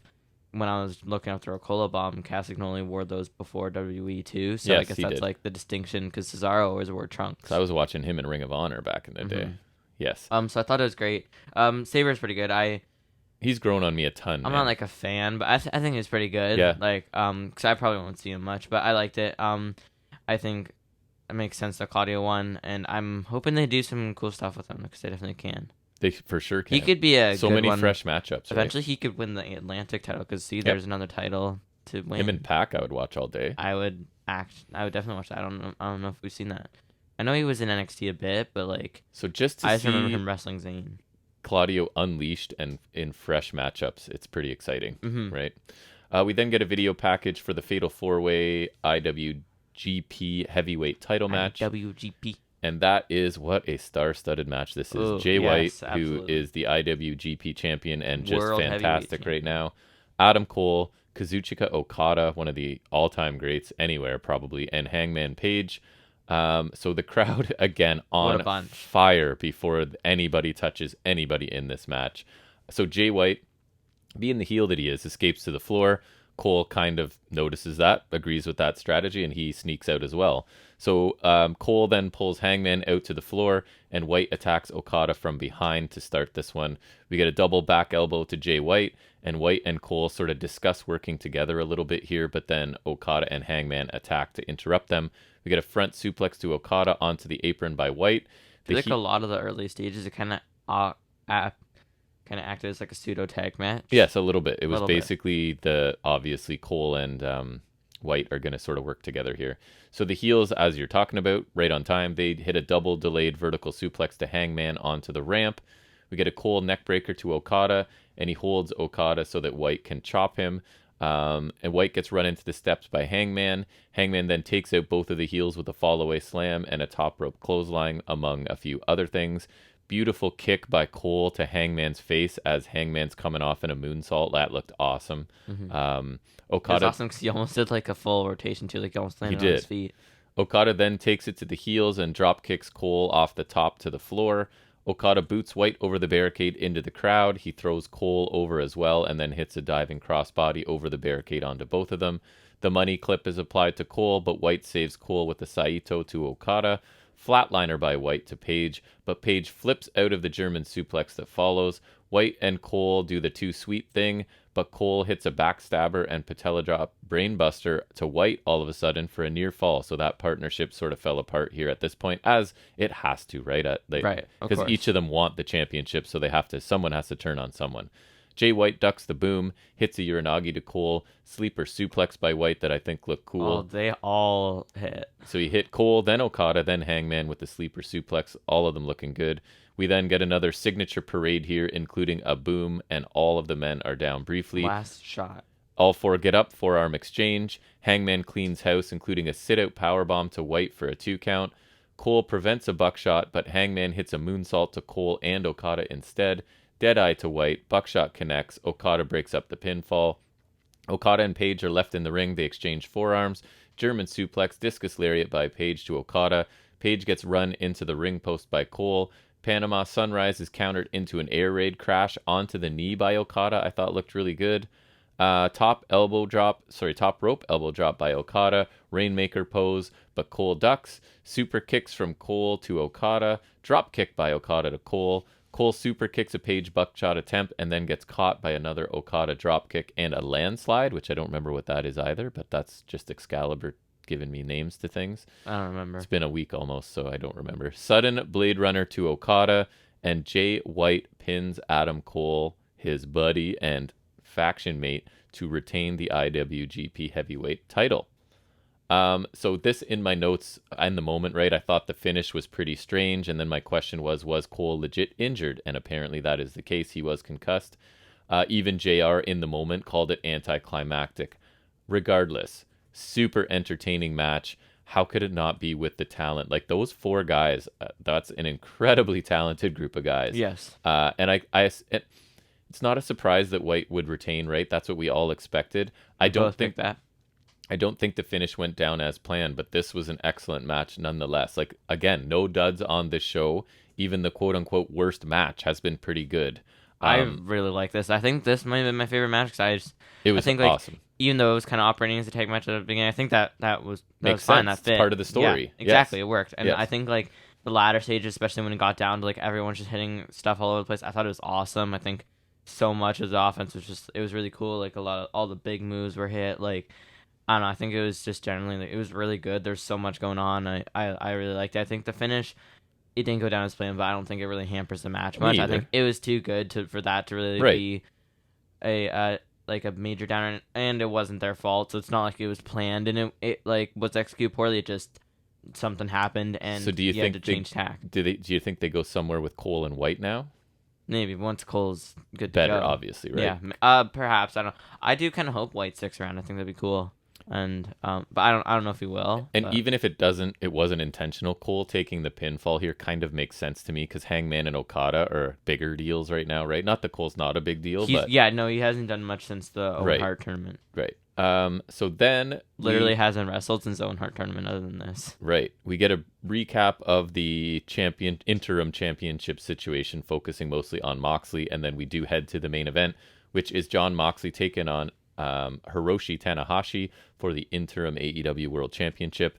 So we get holds and counters to start as the crowd is chanting for both men right away here. Crossbody off the second rope by Tanahashi, a strike exchange, 2 drop kicks to Mox's knee before a dragon screw. So there's some work to the leg being done here, and that sort of continues from Tanahashi until a sudden cutter by Moxley turns the tide. Mox gets the better of the next strike exchange, hits a superplex, then a pile driver for a near fall. Cloverleaf by Mox's transition before Tanahashi can get to the ropes. Sorry, my notes say Tana all the time because I got tired of writing Tanahashi. A body slam, second rope somersault, senton by Tanahashi. And then he skins the cat, but gets immediately clotheslined to the floor by Moxley. Moxley then puts Tanahashi through a table with a Uranagi, and Tanahashi just beats the 10 count to get back in the ring. We get the yes kicks to Tanahashi, who fires up, goes for a dragon screw, but Mox counters into an armbar. Sling blade by Tanahashi, high cross body to a bloody Moxley on the floor. 2 twist and shouts from Tanahashi, then a German suplex and a paradigm shift for a near fall. I don't know. Again, that's me writing down Excalibur and forgetting what it is. I should know because I've seen Tanahashi wrestle 1,000, and clearly it's one of his signatures. Headbutt and Kamagoya by Tanahashi. High fly flow for a near fall. Mox transitions right into a bully choke. King Kong lariat by Mox for 1 count before a hammer and anvil elbows to Tanahashi. Rear naked choke by Mox transitioned back to his bully choke. And a Death Rider, pretty big Death Rider, and John Moxley picks up the win. Kind of weird because it's a half New Japan match. They call it a Death Rider because that's what it is. It's, I don't know, it's just weird. And he becomes the interim champion, as I think we all expected. Jericho Appreciation Society run down and attack Moxley ahead of Blood and Guts. Kingston comes down to try and help. Then Santana and Ortiz and Yuta join them, and they brawl. The rest of JAS come down and join in since AEW just can't help but have a giant run and brawl. Claudio shows up too and cleans house and hits a giant swing to Angelo briefly. Your thoughts on this match? I don't know. I think it was one of my solid, least favorites. Yeah, and not that it wasn't good. No, it was good, but I think I would share that sentiment that it was one of my least favorites just because Post prime Tanahashi is good, but he's not amazing. Yeah, Tanahashi's good, but he's just not that interesting or amazing. And also, agree. it's like you knew where it was gonna, you know how it was ending, Yes, and that's not necessarily bad because you could say the same for Ospreay, but that match was great, and I don't know, this match just didn't have it. Like it was good, but just wasn't like, and it held my interest enough. But I knew where it was going, right? Yes. And I just don't really care about Tanahashi, and I wish Mox had like a better opponent. So I just didn't like. I don't know, I just didn't really care enough in this, like, and it was solid, but, like, just like you said, Tanahashi's not in his prime, so it's just not that interesting. That was one of my notes. And they were immediately, like, they were outdone by just the match before. Right, and I just didn't buy into the drama of this one for some reason. I thought the blood seemed oddly timed and a bit unnecessary. I thought that was odd. The outcome was predictable. Still a really good match, but not in the top few on this show, right? For sure, for me. Again, a good match, but not. There were several that outshined this one, I thought. Overall thoughts, I mean, what do you say? Amazing show top to bottom. The pace was excellent. None of the matches are bad. The pace was great. Like I said, it was match. They're not wasting time in between anything. No matches that weren't at least good. My only complaint, and this is nitpicky, is that it felt like an indie show in the sense that the matches kind of felt thrown together without much build behind them. So it felt like when I just watched GCW I Never Liked You, it was just guys having cool matches for reasons I didn't know, right? And that's not entertaining, and I don't mind that feeling at indie shows, but I expect more from big companies that have weekly TV, right? To be fair, they were dealing with a bunch of injuries and issues surrounding AAA, not wanting their talent there, et cetera, et cetera. So regardless of this, thoroughly entertained by basically every match on this show. Like I said, I even had the energy and motivation to take notes the whole time, which doesn't always happen because I'm usually exhausted by the end of these shows. But this, like, just kept me energized and awake for the whole thing. The length of this show I felt was manageable without watching the buy-in. I'm comfortably giving this an A-, only losing marks because some of the builds and stories weren't great. Otherwise, it's a very solid A show, but excellent show top to bottom. Mm-hmm. You? Yeah, and this is supposed to be like for like a show that's supposed to be like lesser than their usual pay-per-views. I think it was more than on par. Yes. Yeah, I think from top to bottom, like, you had a lot of amazing matches. I'd recommend, like, I'd go out of your way to see, like, the 3-way tag, the IWGP 4-way, Ospreay's match, at least those 3, and then if you really wanted to, I'd even go the Atlantic match, and if you want something fun, the opener's pretty good too. Like, I think you can't go wrong. You can't go wrong with pretty much anything. I think least favorites were the women's in the main event, but like those were still good. And like, if you liked those a lot, I wouldn't. No, I'm not going to fight you. I wouldn't disagree a ton. Right. So I think like pretty much everything top to bottom was great. Like you said, like I think if they could have built it better, then it would have been an even better show. But I think it was still amazing despite that, and I think an A- is fair. I think it was great. One of AEW's best ones, I think. Cause, like, just, it was so good, like throughout, and just hopefully you could not have a good time. Hopefully this means we get more of this, right? Like one of these Right. every year. I heard totally they're already fine. having talks of like another one. Yes, like one a year. Amazing. Or even like one like towards the end of this year. I would love it. Yep. So yeah, fantastic show. And then we're going to keep talking AEW, but shift into looking at their weekly offering this week, which is looking at AEW Blood and Guts.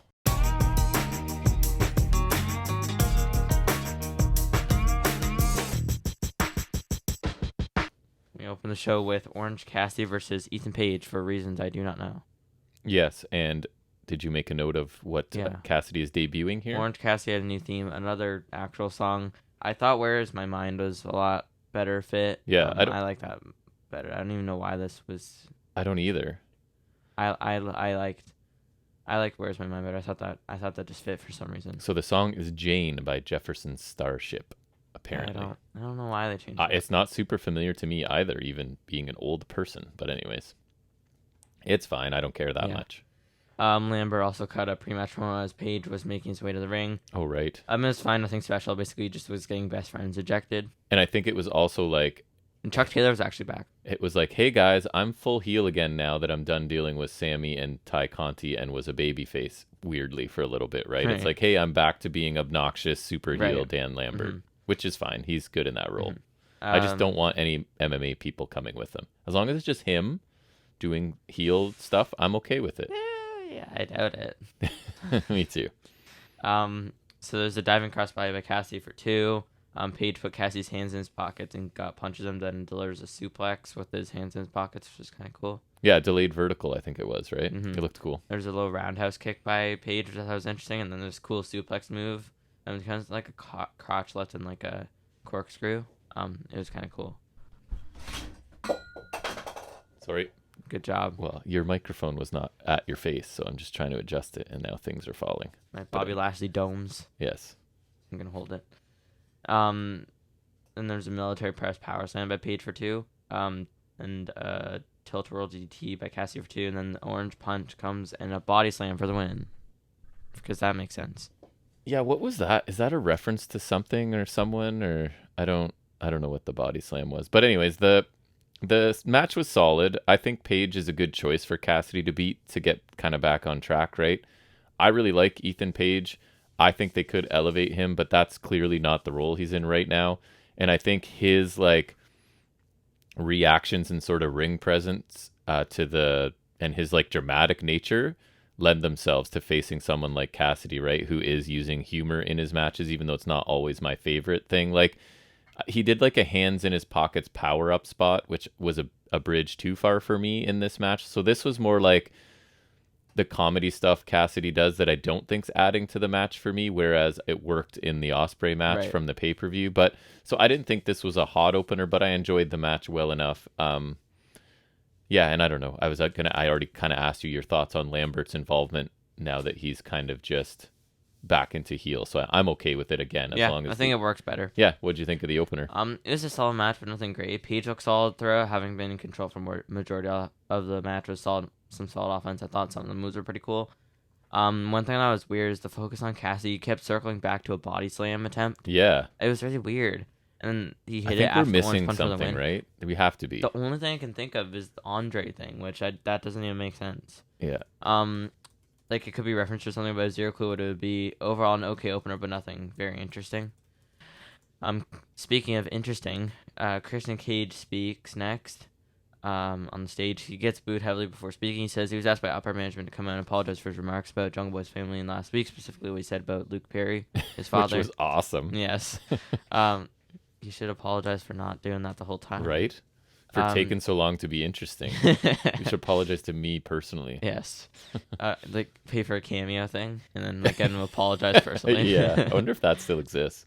It does. That would be funny. Is like if you like I don't know, like some promo right, and then you just like pay a wrestler to personally apologize to you for something. What we should do is pay one of them to like do a FNS wrestling intro and then forever stick that on the front of our show. Yeah. The one YouTube channel I used to watch, he always had like a feud that he would cycle through. Yeah, we could do that. That'd be fun. We should totally do that. Get a celebrity intro and outro. Taylor Rust. He'd be cheap. Yeah, exactly. Make an offer. Make him an offer. And it's Taylor Rust. I love Taylor Rust. Yeah. He says he never apologized for anything he said or done in his career, and he says he apologizes. He just apologized. That his whole family wasn't dead, and they had to watch the match at Road Racer 2 weeks ago. Wow. Slips back into it. He corrects himself saying, except Jungle Boy's mom does like a call me gesture, which is pretty funny. Yes. And he says he requested a match this week, but he never said it was for him. Ooh. And then mystery music plays, and it's a black-clad Luchasaurus coming out with new theme and a new entrance. So that is pretty interesting. It was. And you missed the important detail that Christian Cage is wearing a turtleneck. Heel Christian wears turtlenecks, which I is love brilliant. it because I hate it so much. Such an awful look. I hate it, but I love it because I hate it. Yep. I thought it was a solid promo from Christian with the family line. I like him taking jabs at the family. I think it's really funny. I'm surprised Luchasaurus came out and seemingly aligned with him. I assume we'll eventually get some sort of explanation. I hope sooner or later. An immediate thought I get is that it's possibly a con.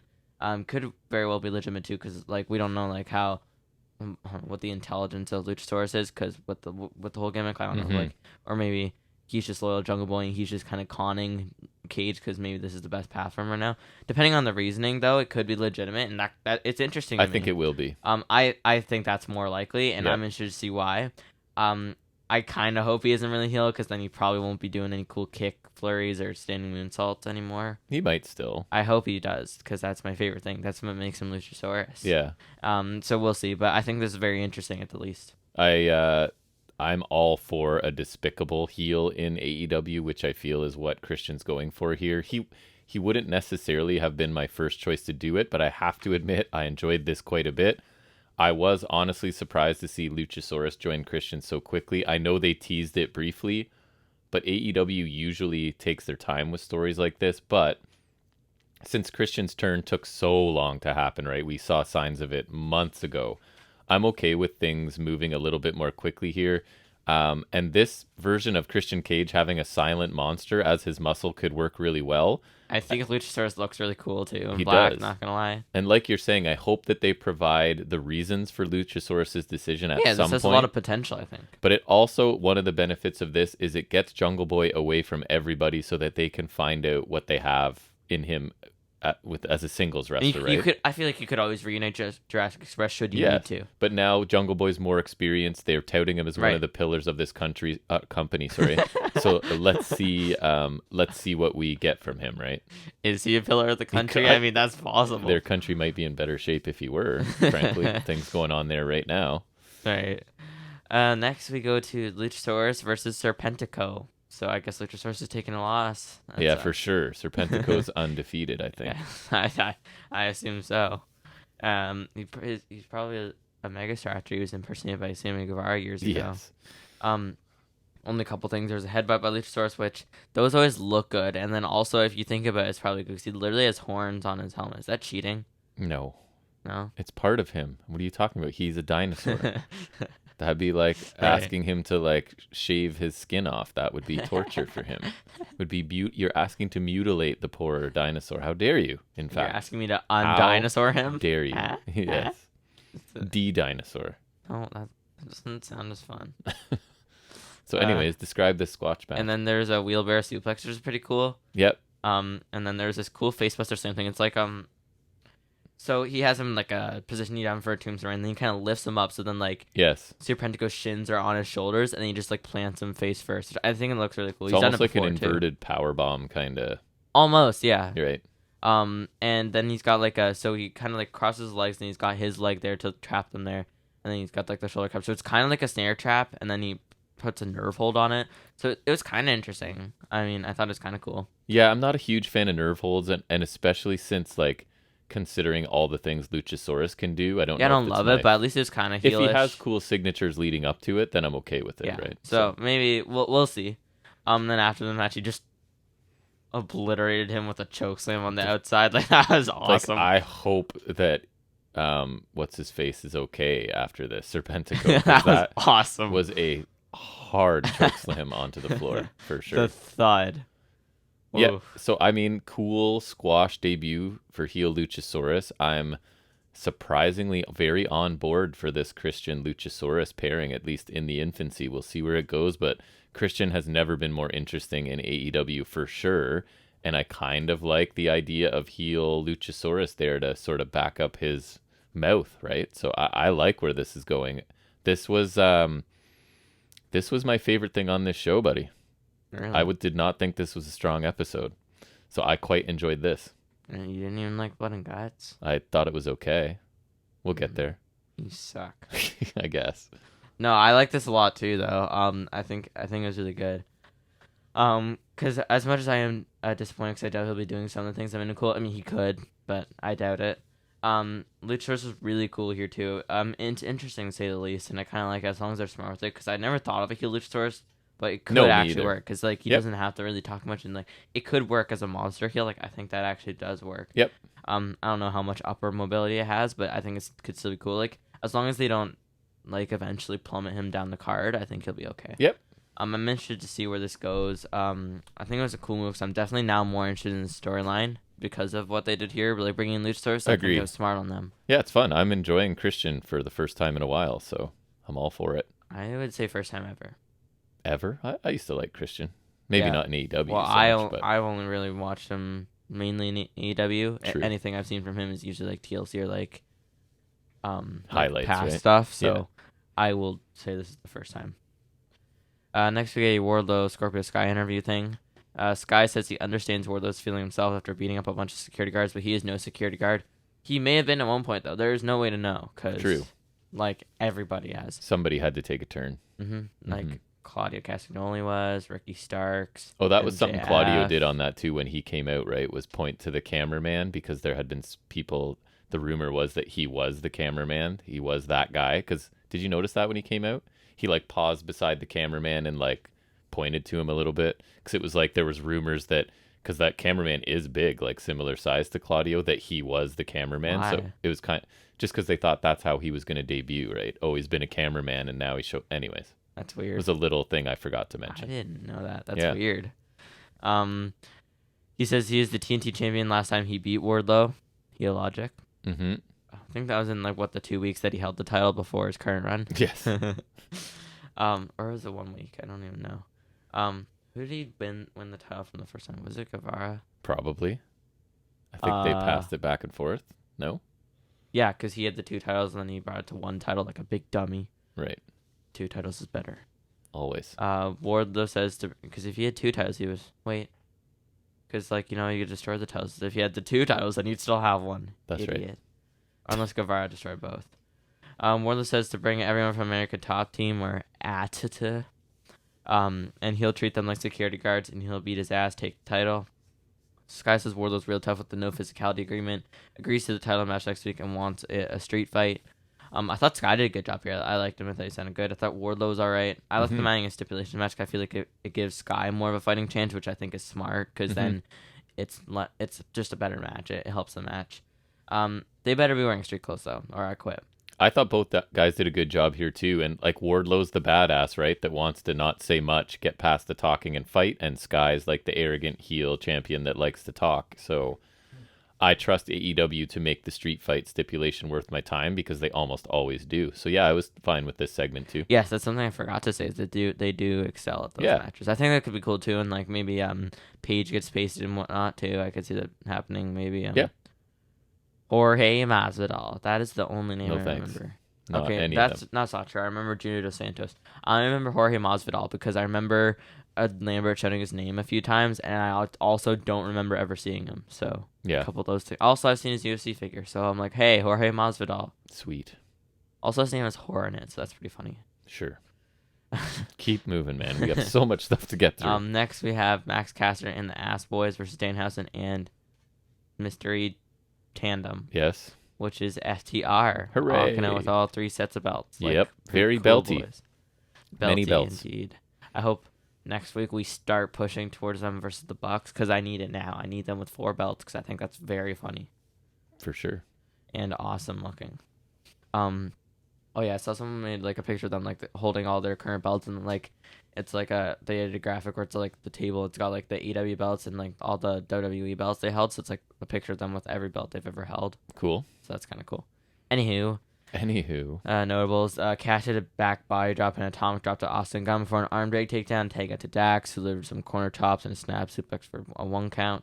FTR tagging Danhausen. They had a double drop toe hold, leave him Austin open for an elbow from Danhausen. Later on, Dax gets a hot tag, unloads shots on all 3 heels. Cash comes in for some offense too. They hit Dario consecutive German suplexes to the Guns. Dax hangs on a little longer after Cash and Colton are out and hits a couple more. I had my note was Dax with 1,000,000 German suplexes. So many. Like, it had to be at least 10. Yes. Billy Gunn distracts the ref. Bowens comes in with his crutch. So he is injured or he's not injured. I think he's recovered enough that he can do that much, right? Which is good. And the finish comes when Bowens inadvertently hits Austin Gunn with the crutch. Dan hasn't capitalizes for the win. After the match, there's some dissension in the heel group after the accidental shove from Bowens. They're arguing. Billy Gunn's kind of in the middle, and he shoves his own son down, Austin. And it seems like he's telling the Ass Boys to calm down or something like that. And yes. He seems to be siding with the Acclaimed, which I think is odd. And the Ass Boys exit. Yeah. So Caster's rap included talk about juggalos, right? And is that a reference to something? He made a reference to Danhausen, because juggalos wear like white face paint. He talks about white guys in whiteface also in that rap. Oh, right, yes. So they're fans of Insane Clown Posse. Right. And they have like these big festivals and stuff that they go to. Anyways, and he made a reference to the tap water in Flint, which had like terrible water issues a while ago. Maybe still, I don't know. But anyways, I kind of like Acclaimed and the Guns as a group. I'm not a huge fan of the Guns in the ring, and that kind of stays the same. FTR are always cool. They were the best part of this match for me. I didn't think this match was anything special. Cassidy, Orange Cassidy and Danhausen so close together on a card like this, like one after the other, wouldn't be my choice, because that's not true. Luchasaurus. I find them very similar in tone. They're doing that sort of comedy thing. I find them, people are going to say, no, they're totally different. I feel like they're quite similar. They are different, but also very similar. Yes. This match got almost 10 minutes, and I'm not sure that it needed to. I thought it was okay. Yeah, I liked it a decent amount just because I think it was cool that it was a pretty good showcase for FTR, and I didn't think it would be a debut or anything, so I'm quite happy that they did put FTR in here. Mm-hmm. So I think that's pretty good. Babyface FTR allows for this sort of thing. That's like the weird thing is kind right. of Dane Haslam for a fun little match. I like it because they're pretty hot after winning the IWGP titles, so it allowed for a solid showcase for them. Dane Haslam's fine, but he doesn't do much, mostly for comedy, so I think it allows FTR to get a lot in here. Finish is okay. I don't care much for the dissension in the heel group. I guess it's kind of interesting because Billy didn't side his own children. I guess. I don't know. I don't know. It's just kind of odd. I think it's like his own kids are not his favorite part of this faction, which could be funny. Right. He prefers the Acclaim to his own sons, would be kind of funny. I would. Right. Next, we get a promo from Lethal and Co. again. And it's totally different and innovative from all of their other ones, right? It is. Is that what you're going to tell me? Say. It's not the exact same as the last 6 weeks or whatever? Nope. Totally different? Nope. It's totally different from everything. Yeah. Yeah. Dutt says he is mad because Joe's still not back. He says ROH returns July 23rd. That's before Dishonor. They want Joe to sign for it. Lethal asks how long it'll be until Joe accepts the challenge. I assume another couple weeks, and we'll get another promo next week asking how long it'll be. Probably. Wants to be the current ROH TV champ for as long as the reigning one. Sings as a final line that I didn't understand because he literally sounds like the Great Khali. He was hard to pick up here, yeah. Again, this is the same. They sound good.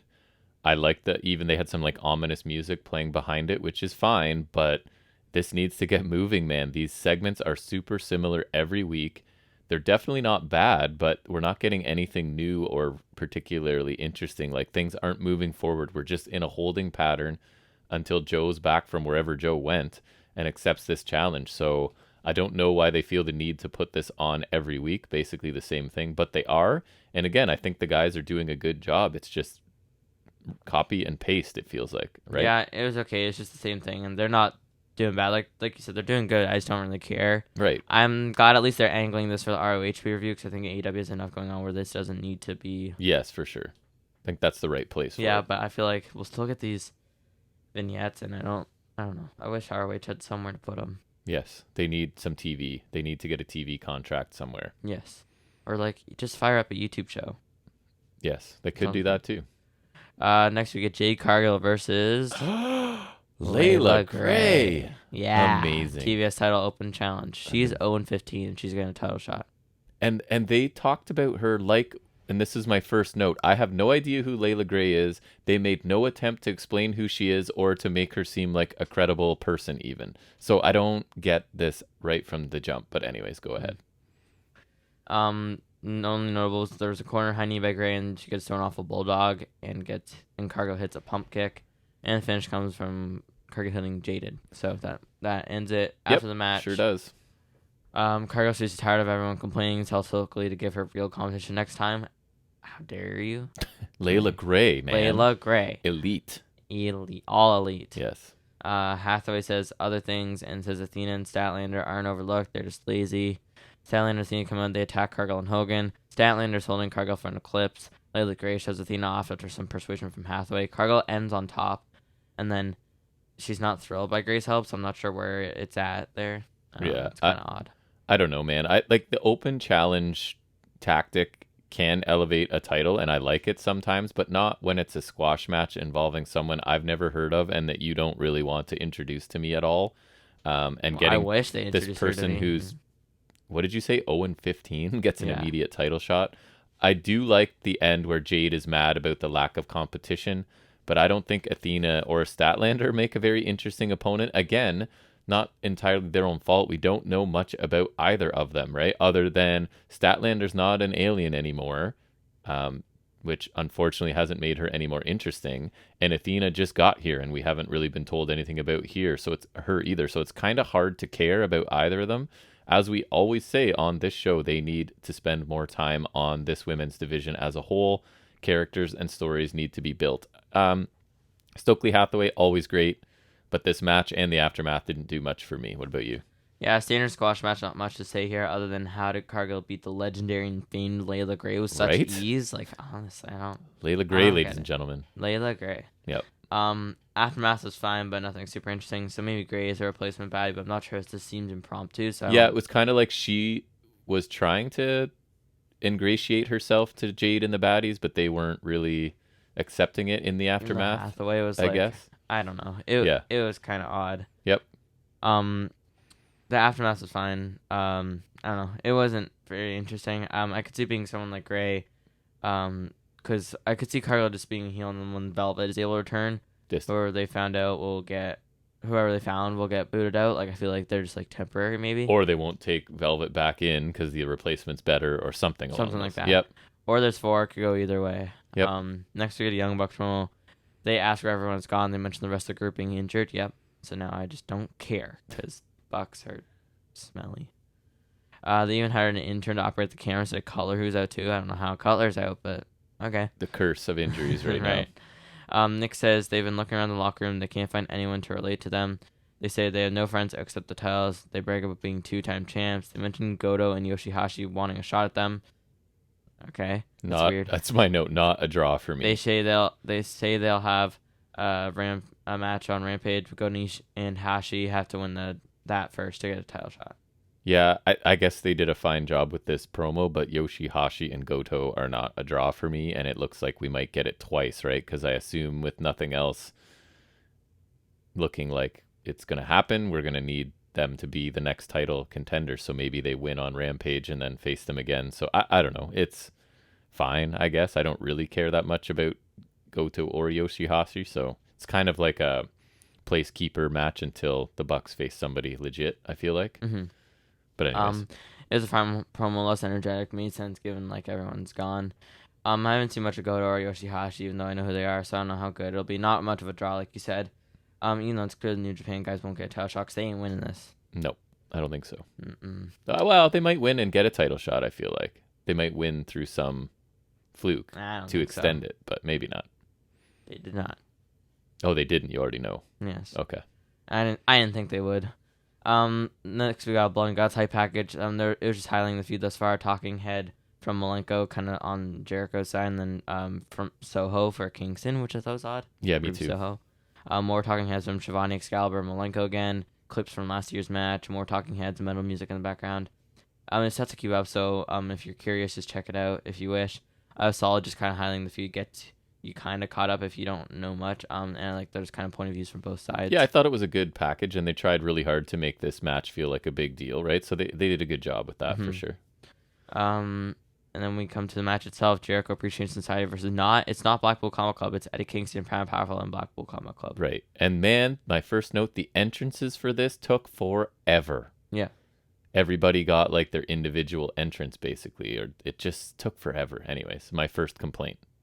Yeah. Yeah. Yeah. I think Cesaro and Yuta should just come with Moxley to the crowd. That'd be cool. Mm-hmm. Something faster than what they did, because Yes. this was dragging for me. So we start off with Claudio Castagnoli and Samuel Guevara. Right, and that's my first notice. So many fresh matchups for Cesaro. I think it's smart. Starting with them too. Me too. There's some cool Guevara's trying to avoid Claudio, so he's like jumping from rope to rope. That was crazy. That was pretty cool. Yeah, it was. Claudio pops up Guevara looking for that uppercut, and then Guevara kind of comes down, countering with the cutter, which I thought was cool. Mm-hmm. Claudio swings Guevara, he's doing Cesaro swing as Garcia enters the match and attacks, looking like one of the Lost Matadors. There was WWE. An odd moment I made a note of between the two rings where Sammy and Claudio just did nothing for a little bit. I don't know what was going on, but they were expecting something else to happen. It almost felt to me like they thought the next person was coming in, so they were stalling for the countdown, which never happened. So it looked awkward. They just stood there doing nothing. I don't remember. So I was confused by that. Yuta enters after the commercial break, takes out Guevara, hits Garcia with multiple German suplexes, then Guevara receives the same treatment. Next, Hager enters for Jazz, and Yuta tries to dive at him, gets caught into that slam move Hager always does. I don't know how to describe it. He kind of picks you up high, twists, and slams. He hit that a bunch of times in this. Yeah. Yeah. Mox enters next, a couple chairs immediately throwing at Hager's head, then laying waste to Garcia and Guevara.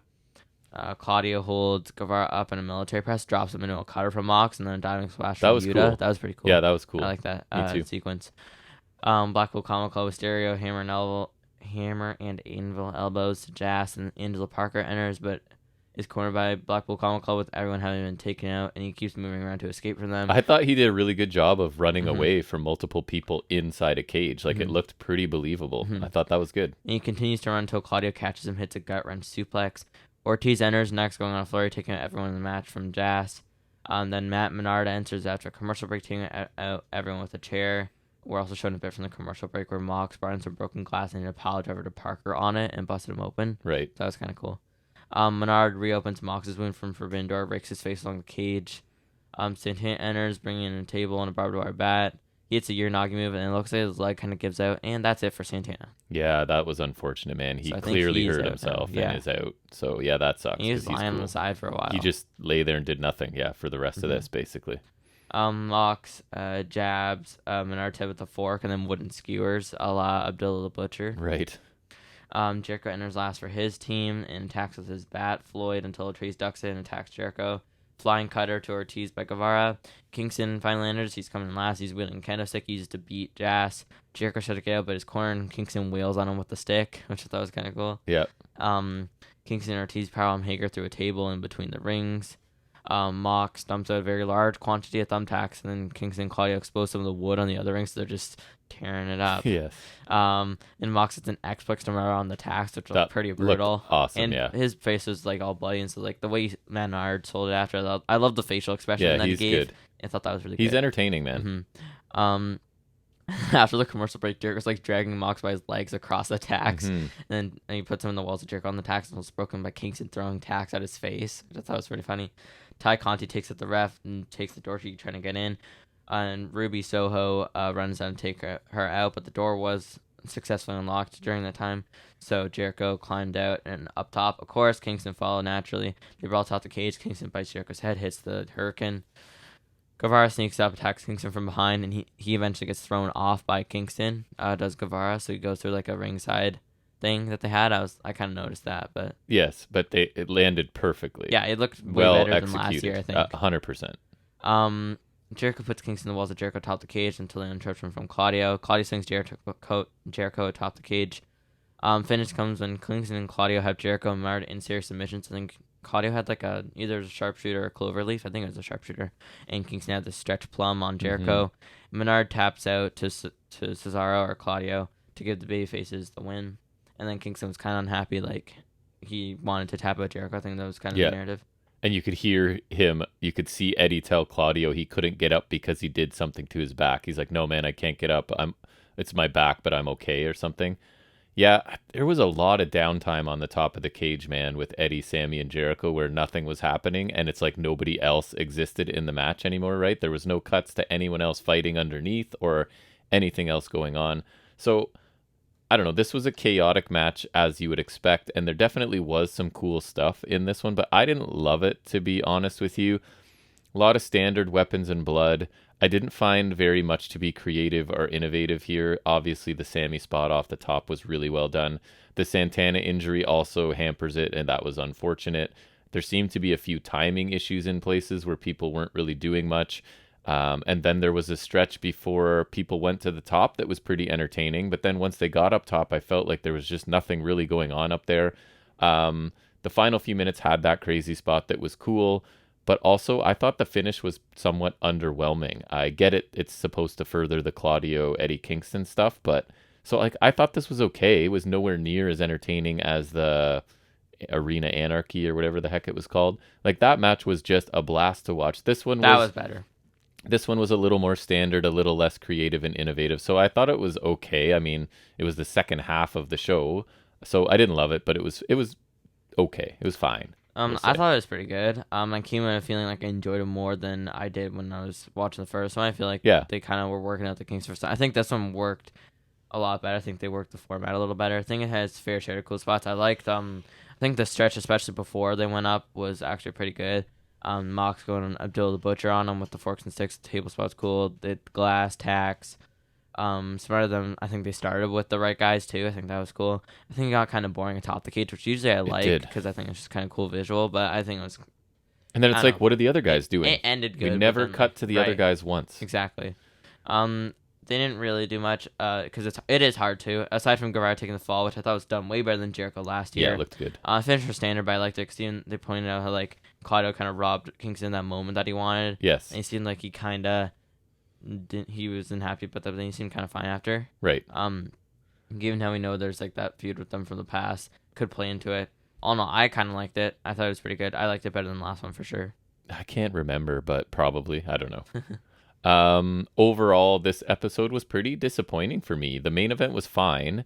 It held my attention. I'm not going to say it was bad, but it was half of the show, and I was hoping for better than fine. And then nothing really stood out to me in ring. The opening Paige Cassidy match was good, but not great. Jade squash, and then like an average trios match, or maybe a little less than average by AEW standards. Somehow, like I said early on, the continuation of the Christian heel turn and his recruitment of Luchasaurus was probably the thing that interested me the most on this show, which is not a great sign. I actually gave this show a C+ this week, and I'm pretty sure you liked it better than I did, so I'm interested to see your rating. I was kind of disappointed by this. Like last year's shows, it's a show 2 halves. Given how long the Blood and Guts is. For the non-Blood and Guts stuff, I thought the opener was fine. Nothing you need to go and see. Trios match was fun. At Chair Showcase, so I kind of liked the TBS match was not... That wasn't really anything. No. Cage promo was good. I liked the Luchasaurus squash a lot. I thought that was really cool. I thought the Wardlow Sky segment was pretty good. Bucks one was okay. Other half of the show was Blood and Guts, which I thought was pretty good. Well, I like that going in this and heading out. I feel the non-Blood and Guts side was a little lacking. Blood and Guts is good, not show saying. So I'd give it like a B-. I thought it was pretty good. I knew you liked it more than I did, and that's fine. We don't need to agree on stuff. It's probably more interesting if we don't sometimes. So that's going to wrap up our AEW talk for this week, I think, and we're going to move into a little break and look at some trivia in a segment we like to call Off the Top of His Head.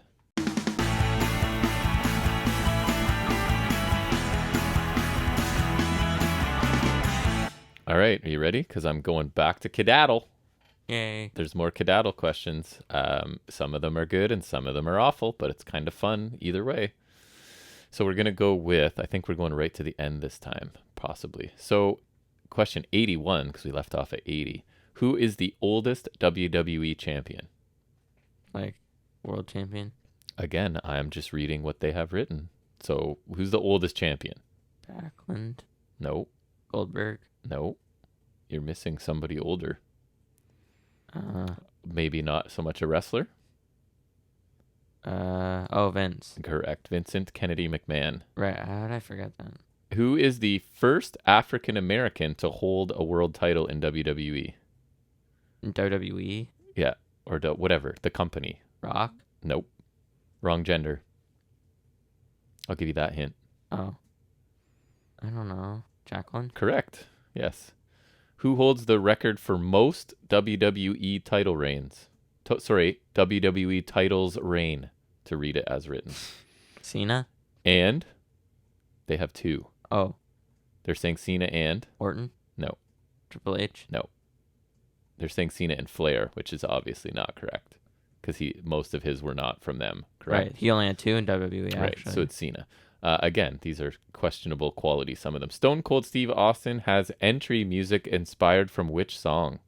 I have no idea. Bulls on Parade. Is that even true? Because I don't even know what song that's that a is. Rage Against the Machine song that I love, and I don't feel that that's true. But anyways, That would be interesting if it was true. who has won the most WWE Women's Championship? Charlotte Flair? Singular. Not according to this. Trish Stratus? Correct. Okay, so it's outdated. Okay. Yes, probably.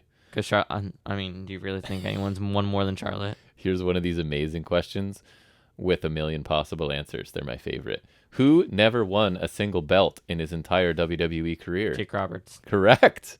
Uh-huh. Yeah, but I mean, there's lots of people, Yeah. right? But I think they're saying like prominent person. Yeah. He's one of those infamous ones. Who played the only cage match in the history of WrestleMania? Who played Hogan and Bundy? it? Did they play it? Yeah. That's not even true because Hey Hogan, can you come over and play in my cage? that's not even true. And then now I know it's outdated because I know last year they did a steel cage match at Mania, which was Shane and Braun for some reason. Are you saying this quiz is not 100% accurate? It's not 100% updated. No.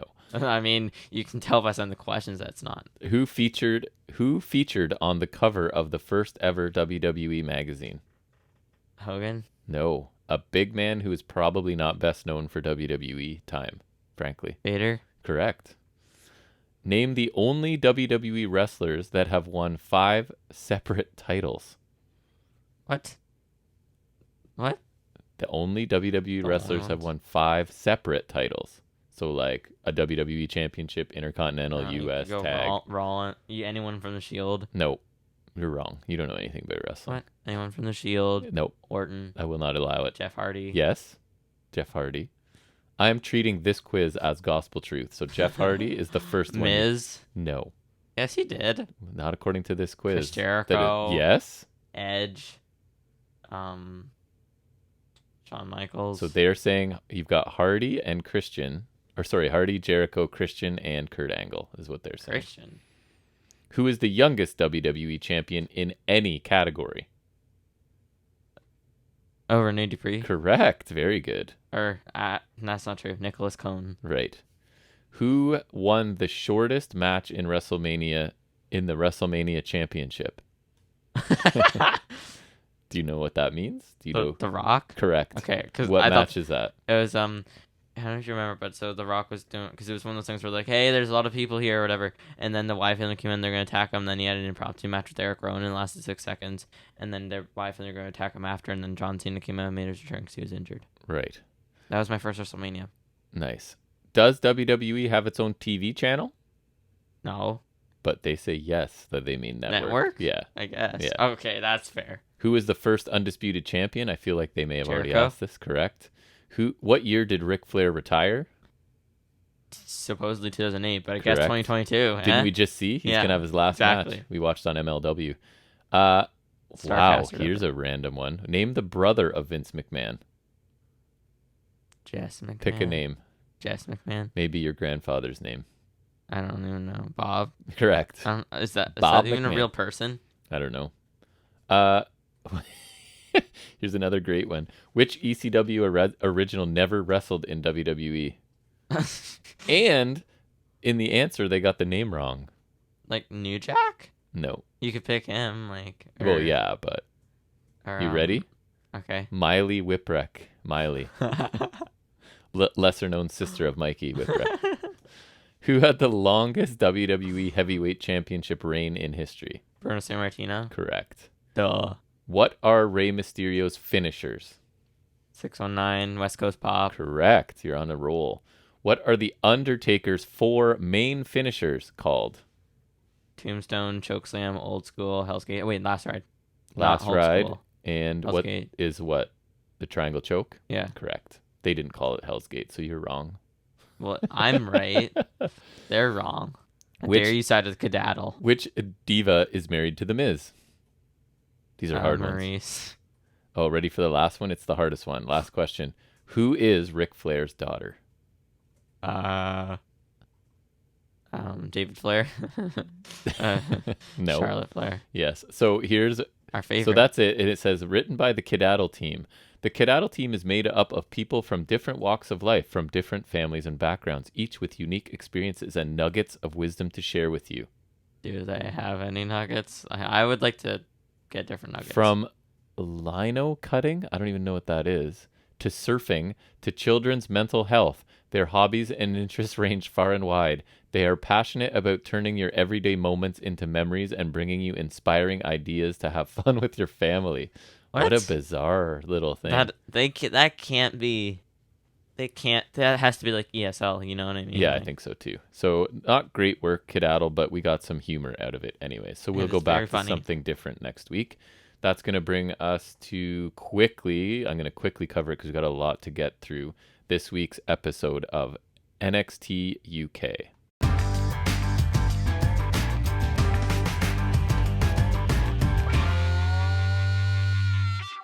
All right, so I may make this close to a turbo review because we got a lot to get through, and I didn't love this show anyways. We get a recap of Smith and Carter relinquishing their tag titles last week. How thorough was it? Pretty thorough. I didn't caps lock thorough this time, but it was pretty thorough. And then Briggs and Jensen, of course, won a 4-team elimination tag match to take those titles in last week's main event. So yes, a really long recap again. That's 2 weeks in a row. I don't know. Do you think that they think they're adding new viewers each week that need to be like brought up to speed or something? Or do they not have time to fill? Because I don't feel like that used to be this thorough, right? Am I wrong? No, I think it's just been like the last couple times. Right. Very thorough. So then we get the returning Blair Davenport taking on Angel Hayes. Yes. So Hayes hits the same flurries of kicks that I'm pretty sure she always does. Davenport then takes control from there, lands a nice kick to the head and a sliding kick to a seated Hayes. One last flurry from Hayes with some mediocre looking stuff, and then an eventual missile drop kick from Davenport. A guillotine by Hayes is countered into a suplex by Davenport. Then she hits her Falcon Arrow for the win. She speaks briefly after the match about crushing everyone's hope, which I assume is going to set up a match with who? Yeah, I thought that was an interesting choice of words. Right, because Amal is known as the French Hope, and she is a babyface, so I imagine that might be further rehab match for Davenport. I don't know. Match was nothing special, right? But yeah, it was just a standard kind of squash-ish match. It's like they picked their lower to mid card blonde female and put her in a match and had her lose again, same as every week. So nothing special, but honestly, after the brutal injury that Davenport came back from, getting through a match must feel good for her. Hayes is really limited. I think she's one of those that's so limited it holds Davenport back a bit, but I thought Davenport looked good enough here. Yeah. Kenny Williams is in Sid Scala's office, maniacally slowly growing a beard back. Yes, which looks better. And he's going through WWE encyclopedias, right? Which I think you have the one he was looking at. Yeah, I recognized it. Right. So Scala then comes in. Kenny rants about trying to find out who Tiger Turan is. There is a piece of paper stuck to the wall with the name Amir written on it. So it's like they're not even hiding anymore who Tiger Turan is. So Tiger Turan shows up. I think Kenny threatens to fight him and take Turan's mask off is what we get here. So I don't know, man. Like this, again, they're taking a really long time to get to a very obvious payoff. And it's like now they've literally told us who this is, right? But right. I think it's time we get to the payoff. It's kind of run its course for me, even though I like Kenny Williams. They need to get this to the end, I think. Yeah. Yes, any? Yeah, I don't know. It was like, I think it was cool he had the book. But yeah, he even said it was Amir Jordan, so I think it's like, yes, he's gone to the obvious conclusion we've arrived at weeks ago, so now we just kind of need the match, and then we can wrap it up. It's kind of like they're doing with Owens and Elias. Like, I know you're not, you know what I mean? I know you're Ezekiel, and Except this one makes more sense, because I think the whole Ezekiel thing is stupid. Yeah. We then get Noam Dar and Shaw Samuels are watching Gallus do some in-ring training, and then Mark and Dar have words. Mark Coffey guarantees that he can beat Dar if Samuels isn't there to get involved in the match. Samuels sets the odds at 100-1, and he says he's going to put some of his hard-earned money down himself. They continue to argue as the segment ends. I don't really care about this story either. Noam Dar is cool, but he should be doing something more entertaining. Noam Dar deserves better. Right? Like, and we'll talk about what I'm sort of noticing and having an issue with on NXT UK in a little bit here. We then get Amelia McKenzie taking on Fallon Henley, and we get holds and counters to start, then more holds and counters, pinfall attempts and reversals. Commentary spend a lot of time wondering if Amelia has a killer instinct or not. Oh my God, they wanted to drive this point home so bad. Telegraphing where this was going, right? We get a twisting neckbreaker by McKenzie, followed by a chin lock. Lengthy submission by McKenzie, but Fallon eventually escapes. Henley takes control briefly before 2 clotheslines and a suplex from Amelia McKenzie.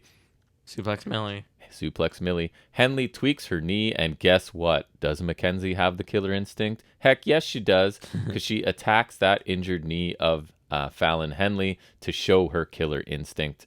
McKenzie continues to attack the knee, but Henley counters and rolls McKenzie up for the win. So yes, you have killer instinct, but you still can't win. Yeah. Right? This match seemed to get quite a bit of time, and I didn't find that much really happened here. There was not a ton of action. The bulk of it was pretty basic stuff. I think Henley has potential because she shows like good fire and intensity, but I can't say I enjoyed this match. I don't know about you. No, I didn't love. I don't even remember much from it. Like, I don't know. I thought it was okay. Like, and they were trying way too hard with the whole killer instinct thing, and then she shows killer instinct and still loses. Right, she showed a bit of killer instinct, which I didn't think was a ton, and then she still loses to a sunset flip of all things, which I think, as far as roll-ups go, do better. But those NXT 2.0 people gotta come over and win, Exactly. They do really well, I guess. Earlier this week, Oliver Carter was approached by D. Familia. They're trying to basically recruit him since he's all alone. He has no friends and no title, so they kind of leave him to think about it. And this is where I'm kind of like, D. Familia is a cool faction, but I'm not sure what you can do with them. This roster, I'm really noticing this week, the roster feels tiny, right? Like, who are these people going to? We basically have Gallus, D. Familia, Dar, and Shaw Samuels, and like, there's not much else, right? So I don't know what these guys are supposed to do. I like them, but I think they're limited by the rosters feeling really small to me. I don't know. You?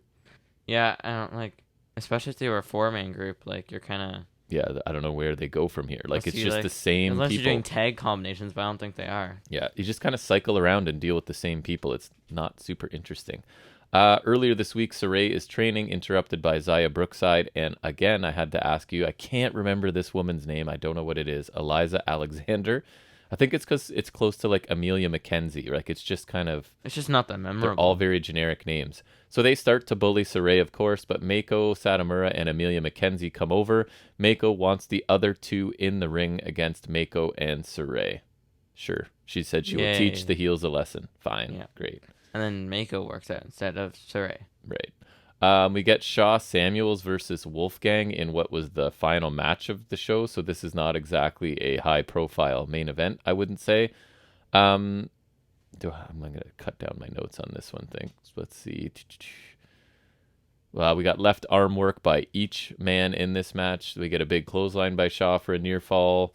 As Wolfgang continues to sell his arm, another submission by Shaw. Wolfgang escapes, corner crossbody by Wolfgang, but a Dar distraction allows Shaw to catch Wolfgang with a spinebuster for a near fall. Spear by Wolfgang to stop Samuel's momentum. Back to the left arm by Shaw. Wolfgang gets his knees up on a Shaw splash attempt. Dar gets knocked from the apron to the floor with the boot. We get what I called a buckshot spear from Wolfgang, right? And he picks up the win here over Shaw Samuels. It's still like a weird version of a spear, and it's just like, I don't know. It's like half spear, half freak accident, kind of thing, I guess. He like lifts them up too much. And I mean, I thought this was a solid match, but nothing more than this. It got a lot of time, decent back and forth kind of slugfest, but neither guy is very interesting or positioned near the top of any of this card, or of this company. So the story between them is not super creative. It's just kind of, there's something missing in almost every angle they're working right now for me. So I thought that this was solid and fine, but nothing more. You? Yeah, it was okay, but just, I don't know, nothing that I really like that much, and it was just kind of there. Clearly our timing was great, because when we started covering UK, like, there were 2 or 3 weeks where we're like, this is really fun. Yeah, now it's just kind of petered out. It's kind of not super interesting. So the main event is Trent Seven coming out to speak about his heel turn on Tyler Bate. So they recap that again as he's making his entrance, which is driving me crazy because we've seen a recap of this 1,000 times now. He will use visual aids to show us why he did what he did, But then his visual aid, do you remember what it was? Just a Just- freeze frame of him hitting a low blow. Yeah. So that's, I guess, a visual aid. He calls I it the guess. most important moment in British sports and the moment he saved the industry. NXT UK was a ghost town, and now there is a record crowd there to hear him speak. He goes over his Is achievements. there? I can't tell the difference. It doesn't seem like a record. If it is, it's not by much. Goes over his achievements and popularity before saying that it was Bate and not him that changed. Tyler Bate lost his nerve and his will to win. He mocks Bate's meditation and spirituality and blames it for making Bate soft, basically. He knows that Bate won't come back and fight him because Bate has lost his fighting spirit. He gets a little more intense at the end here, finishes by saying that he is British Strong Style and Mustache Mountain. And then a fan starts to chirp him and hops over the barricade as Seven is leaving. And Seven hits a low blow to him. Clearly a plant. And then leaves. So, what did you think about this? It was okay, I guess. Let me ask you, what new information did we get from this? Yeah, we didn't get anything from it. Like, it wasn't terrible. It's just we didn't really get anything. And then, I don't know, like, Tyler Bate didn't even do anything. So it's like nothing really changed. Right. And I know the match is going to be cool and we'll get there. But, like, Seven did a good job here. But no new information whatsoever. His stated reason here for turning on Tyler Bate was exactly what he'd been showing us for months, right? Like, they've been telling us, like, I'll hold these belts at all costs. And then Tyler Bate looking like he's not willing to cheat. Like, we learned nothing here. They telegraphed this situation the entire way, which I don't think is necessarily a bad thing. And then they used the main event segment to basically be like, yep, that's what happened. Right? Like, nothing new. This doesn't further anything other than, I guess, him saying, like, Bate's not coming back because he's soft, which obviously he will, right? So I don't know. Like, I think Seven did a really good job delivering this. It's just like, but what was the point? We knew all of this already. It's just you telling us, like, yes, what we've shown you for a month is in fact the case. Mm-hmm. Okay, cool. Yeah. So I didn't think it was a good episode. 3 standard, unspectacular matches in a main event segment that accomplished nothing, despite being well delivered. I wasn't happy with this episode. C-. Thoughts? Yeah, none of the matches I really cared for. None of the segments really did anything for me. And I don't remember a ton because I don't really take notes on it. And then, No, you just go off the top of your head when I recap it's it. just like there's nothing there. And the promo, like at the end, just nothing to it. Yeah, I think C- is fair. Just like you don't really need to watch this. Right, I agree. Okay, so that's going to wrap that up and move us into our next segment where we'll catch up on some Impact Wrestling, and that is what we call any other wrestling business.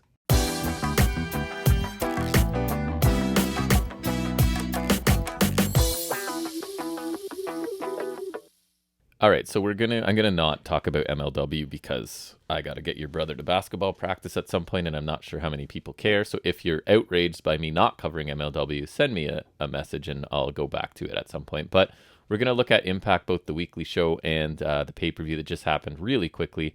So Impact Wrestling from this past Thursday.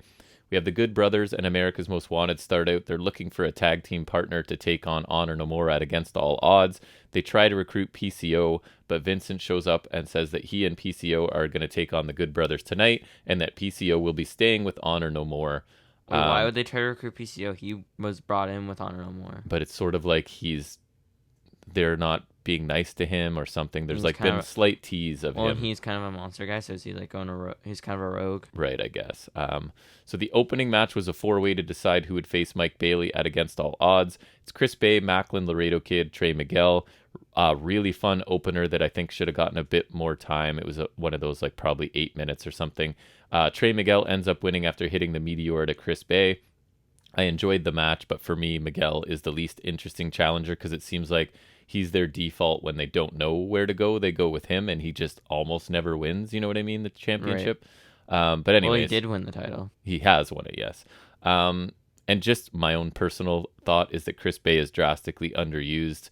His inclusion in the Bullet Club has done nothing for him. I think he's just a huge talent. I would be leaning He's towards... been in Bullet Club a while, yeah. Yes, and it hasn't done anything. I'd be trying to position him as a top-of-the-card performer, but they don't seem interested in that at this point. So Raven, surprisingly, talks about creating the Clockwork Orange House of Fun match, and that is the stipulation for the Moose and Sami Callihan match at Against All Odds. And Raven says the match is meant to be fun and cause damage. He says someone will get hurt and that will make him happy. So I hadn't seen Raven in a while. He has aged rapidly, it looks like. Did you see him? He's looking quite old. And honestly, it feels like they're just copy and pasting the last match between these two, right? Is a Clockwork Orange match going to be that much different from the Monsters Ball? Just the weapons are hanging on the... Right. And there's like... But it's still just a weapons match at the end of the day, right? A no DQ, weapons are provided. A lot of TNA matches are like that. They're pretty interchangeable. Yes. We then get Giselle Shaw taking on Rosemary. So the Influence, which is Madison Rayne and Tenille Dashwood, they're on commentary because Rayne has a broken nose and maybe a broken orbital bone. So apparently if Giselle Shaw wins this match and proves herself, she may replace Madison Rayne at Against All Odds when the Influence are taken on Rosemary and Taya for the tag championships. So Rosemary is momentarily distracted by Tenille and Madison attacking Taya at ringside. So Shaw picks up the win here with actually looked pretty decent. Rosemary was coming in for a spear. And I can't remember her name already. Giselle hit her with a knee to the head, so it looked okay. I don't think there's anything wrong with the match. I actually think Giselle Shaw is pretty impressive at times. I'm not sure about the quintessential diva gimmick she's doing. It feels like she's trying to be Charlotte Flair, basically, to me. I don't know. I think she has a lot of potential, at least, and I would assume that Rosemary gets her win back and that they retain the titles at Against All Odds, and that is in fact what did happen. Deonna Purrazzo and Chelsea Green interrupt Mickie James, tell her she's selfish, and never talks about her partner. They're the heels, and only herself. Mickie James is face. Yes, that's correct. Okay. Things escalate and they fight, and Mia Yim shows up to even the numbers, and the heels end up leaving. Rosemary uses a necklace and some gibberish to summon James Mitchell. Yay. You know that's always my favorite, Supernatural. No one knows where Havoc has gone, but Rosemary wants to get a message to Havoc that it's all hands on deck, because I guess the addition of Giselle Shaw is enough for Rosemary to summon evil. I don't know. I don't care. It's dumb. Savannah Evans takes on Jordynne Grace. So you saw Jordynne Grace on the pay-per-view. She's in better shape than she usually is. Like, she's super shredded right now, looking crazy. She ends up winning when she blocks an Evans boot attempt, slaps her, and hits an impressive stalling muscle buster for the win on a rather large opponent, right? I really enjoyed this match. I thought it was a very good slugfest between two powerhouses. Jordynne Grace's amazing combination of speed and power. If it were me, she would keep this title for a very long time and look dominant doing so. Savannah Evans actually impressed me here too. I honestly think they could build her for a title match somewhere down the road. She just needs to string together some dominant wins, which might be tough to do because she's kind of Steele's second right now, right? But I thought she looked really good here. I like this match quite a bit. Hype package for Joe Doring, focusing on his previous accomplishments wrestling for All Japan. He was a multi-time tag team champion, and I forget what they call it, but the main singles champion as well. I think a Triple Crown winner, all that stuff. The fact also that he has not been pinned or submitted since arriving at Impact, which I was like, really? I don't know if that's revisionist or not, but it could be. Regardless, I thought the package was excellent and actually really helpful in making Doring look like a legitimate contender, because of course he's not going to win, right? They're not just going to have on their 20th anniversary that Josh Alexander's the future of the company and the reigning champion, then have him lose like a couple weeks later. But this did help to sort of make Doring look legitimate. And they've talked about his history in All Japan before, but I thought it was nice to see some actual images of it as well. Josh Alexander then talks about how proud he is to be the champion and to be Impact's future. He says no one has seen Eric Young since Slammiversary, and although he's focused on Joe Doring, Eric Young is in the back of his mind. And so I told you, this is where like he got attacked after Slammiversary by Doring and Diener, and they're like, I wonder if Eric Young put them up to this. And this is some kind of plot point that like, why would you even, of course, first of all, wouldn't that make sense? Or even if he didn't, like, I don't know, like, wouldn't they just do that because that's their leader? That's what they do, right? Yeah. Like, even if he didn't, like, tell them to do that, like... Clearly they have something planned. My guess is EY's moving on from Violent by Design. But he's going to be like, hey, don't attack my opponent. Like, is that going to be the thing? Maybe. And they had really, like, ominous music behind this that made it feel ridiculous and almost like a joke. And again, why is it such a revelation that Eric Young would be the one who directed his minions to attack his opponent? Like, I don't see where this is going. But anyways, PCO and Vincent take on the Good Brothers for the Impact Tag Team Championships.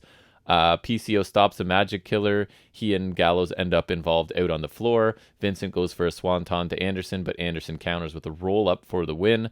Honor No More then attack the Good Brothers and James Storm after the match. Who's the baby faces here? The Good Brothers? Yes, and Storm. And Chris Harris, who comes out. Good Brothers, really? Ugh. And then Heath comes out too, just to add more people that I don't care about to this menagerie of people, right? I guess a solid tag match. I don't know, but I felt like it was, you go hit some basic stuff, then a few signatures, then tag in the next guy, and he's going to do the same thing, right? So I might be biased because I don't really care about anyone involved in this, to be honest. Backstage, Harris then cuts a passionate promo to earn his way onto the Good Brother Storm Heath team, despite the protests of Storm initially. I actually thought Harris did a pretty good job here, although I'm not really interested in seeing more of him in the ring. Alex Zane Ace Austin. Austin wins with the fold after Chris Bay holds Zane's foot behind the ref's back. Excellent TV match. No surprise, really. Both of these guys are pretty awesome. This match was actually given a fair amount of time, and it's just two athletic, innovative guys putting on a really good match. Main event, Frankie Kazarian taking on Chris Sabin. Sabin ends up firing up for Macaz suplex, hits a clothesline, and a second cradle shock to win this match. Excellent match. Got a ton of time. Could have been an amazing match if it was for something or had some sort of build and stakes. I don't really think either of those things happened here. Felt kind of random, and especially since Kaz isn't even an Impact performer really, but nonetheless a really entertaining main event. So overall, I'd have to say, like, I enjoyed 4 matches on this show, and that is a strong show. The opening X Division match, the women's match, Zane Austin, and the main event were all quite good. So that alone is enough for this show to earn a good grade for me. I thought the Doring package was really good, but the Rosemary summoning James Mitchell wasn't. Still a really good show overall. I gave it an A-. All right, moving on quickly. So Against All Odds happened last night. I just finished watching the last half of it this morning, and you watched the last 3 matches, I think? I only watched part of the Clockwork Orange. Right. House of Fun. So we got, honestly, a fantastic opening tag match with Motor City Machine Guns defeating Chris Bay and Ace Austin after Sabin hits an assisted cradle shock. So I've talked about it before. I would personally push Bay and Austin as singles competitors and get them out of Bullet Club. But if Impact doesn't seem to have any other plans for them, they made a fantastic tag team here who could easily become like heel tag champs and do a lot with that, I think. So even learning that was good. But this was a fast-paced tag team match with lots of cool double team offense from both teams. An excellent start to the show. My second favorite match on this show was the opener. Then we got, I guess, what I would call a solid tag match between Chelsea Green, Deonna Purrazzo taking on Mia Yim and Mickie James. Nothing wrong with it, but it followed an awesome opening tag match, and so I don't think that was the best choice to position this match here. It kind of paled in comparison. So Mia Yim, you're not a fan, correct? No. So here's what I'm seeing with her, because she didn't impress me here either. She does moves, right? But I don't think any of them look crisp or fluid. No, I remember, and she also tended to look slow sometimes. And this is mean, but I feel like this is pretty fair. A non-athlete trying to do athletic things. Right? Yes. Like, she can do them, but they don't look graceful or fluid or whatever. Anyways. Yeah, and she brought Shayna Baszler to a bad match. I remember the one we saw live, and that made me sad. True. So Chelsea Green ends up pinning Mickie James after a spine buster neck breaker double team finish that I thought looked a bit sloppy, and it was like she ended up pinning Mickie James while Mickie James was lying on one of her legs still, so it looked a bit weird, but anyways. Then we got my match of the night. I recommend going to watch this match. I checked on Cage Match. It was currently had a 9.2 rating. So that is the X Division Championship match with Mike Bailey retaining with a super cool looking flamingo driver. I was talking about it with you. It's kind of like an angel's wings with a little bit of a different grip to it. And the snap he got on it was awesome. The pace that these guys maintained was fantastic. Incredible back and forth match. One of those X Division matches that will likely steal the show, and it definitely did for me. Bailey has such a cool moveset. Those back flipping double knees are fantastic, and his kicks look incredible. To nitpick a little bit, when they get into a kicking exchange, right, what's my criticism of Trey Miguel generally? Oh yeah, he doesn't hit So hard. yeah, so they have kick exchanges. The difference between Bailey and Trey's kicks was pretty glaring. It's Trey is clearly pulling his kicks. It reminds me, remember when you were in Taekwondo with your brother and you would do like light contact sparring? Where like Yes. you're kicking but you're not following through to hurt the person. Like Trey is clearly doing that while somehow Bailey looks like he's actually kicking you, right? But nonetheless, fantastic match. I actually recommend people seek this one out. Then we had Taya Valkyrie and Rosemary. They retained the women's tag team championships after defeating Giselle Shaw and Tennille Dashwood with a roll up after the heels are denied their collab finishing move. Pretty solid match, had a good pace to it. I continue to be impressed with Shaw, although she had the big botch. She did it looks crazy in the air. She did like a corkscrew splash where I would say she corkscrews a couple times at least, but she missed the landing and barely caught Rosemary's legs with it. After the match, the Influence beat down the baby faces. Masha Slamovich, who I love, comes out, hands to Neil a picture of herself with an X through it, sort of indicating that she's going to be Slamovich's next victim. Honor No More lost to yet another group of Impact baby faces when America's Most Wanted hit the death sentence to Kenny King. To be honest, this match barely kept my interest. It feels like they're just going back to the well so often. This is the third like multi-person large tag team match Honor No More has been in. Why in storyline would Impact keep these guys around? I don't understand. To keep giving their guys wins, I guess. I guess. So this was supposed to be the story of PCO slowly turning on Honor No More. But I don't really care. He botched a move to the outside intentionally, possibly right before the finish, I imagine, so Honor No More can blame him for the loss, right? Anyways, I guess the match was fine. There was lots of chaos and sort of signature parades here, but I just couldn't bring myself to care about it. It's Good Brothers Heath and Chris Harris on a team in 2022. No thanks. Moose defeated Sami Callihan in a Clockwork Orange House of Fun match with a spear after Macklin showed up masked and hit a low blow to Sammy and then hit him in the head with a barbed wire bat. So again, what was the plunder we got here? Where there was like chain link thing, door. There was regular wooden doors that some I think Moose went through. There was Lego glass, trash can, a shot with a bottle, trash cans. There was a toilet seat hanging. Staple I don't gun. know if it got used. Staple gun to the balls of Moose at one yard point. Sign. There were some unprotected shots with the door to the head that I wasn't a huge fan of, right? They got their arms up for the last couple, but the first couple were not. Yeah, I remember. So anyways, this was big Impact going back to something they just did. These two had a good Monsters Ball match like a couple weeks ago, and this didn't feel much different, just not as good to me. So I don't know what they were thinking with this, but hopefully this is done and they move on. Jordan Grace defeated Tasha Steelz with, would you agree, a nasty looking Grace driver? Yes, especially on the replay. So this was not a good angle for Tasha Steelz, and they did throw up the X after the match, so I hope she's okay. It looked pretty nasty. Even commentary as Grace was setting up for it, Hannafin was kind of like, oh, even from this angle or something like that, so it was sketchy for sure. I did like the dynamic of a powerhouse babyface in Jordan Grace, and then you've got the smaller, slippery heel in Tasha Steelz with her enforcer there at ringside to get involved whenever she can. So I thought this match was pretty good. Not great. I keep waiting for Steelz to put it all together to get to that next level, right? She had one fantastic match in, what was that tournament that Impact had for the women? Gets knocked down. Right. And I think it was against Mercedes Martinez, and I loved it, but she just hasn't gotten back to that level somehow. But still a good match. And then the main event was Alexander defeating Joe Doring with a drop kick to Doring's ankle and a C4 spike. So Alexander retains. And even though it was clearly a placeholder challenge for Alexander, I wish they'd built Doring a little bit more, but I thought the match was really good. Doring was in control for a majority of the first half, and his stuff is simple but impactful, right? It's realistic coming from him because he is an absolute hoss. And then Alexander took over, hit some impressive stuff to the very large Doring. The final few minutes were more back and forth with a quicker pace leading to the finish. So I thought it was a pretty good main event. Not my favorite match on the show at all. What did you think of the main event? I don't remember seeing much of it, actually. It was just a bit of a hoss fight. I think I was half watching. I honestly don't remember that much, and I just watched it. Thanks for your input. So it couldn't have been that great because we literally watched it before we came down here. I guess it was okay, but I honestly don't remember much from it. Right.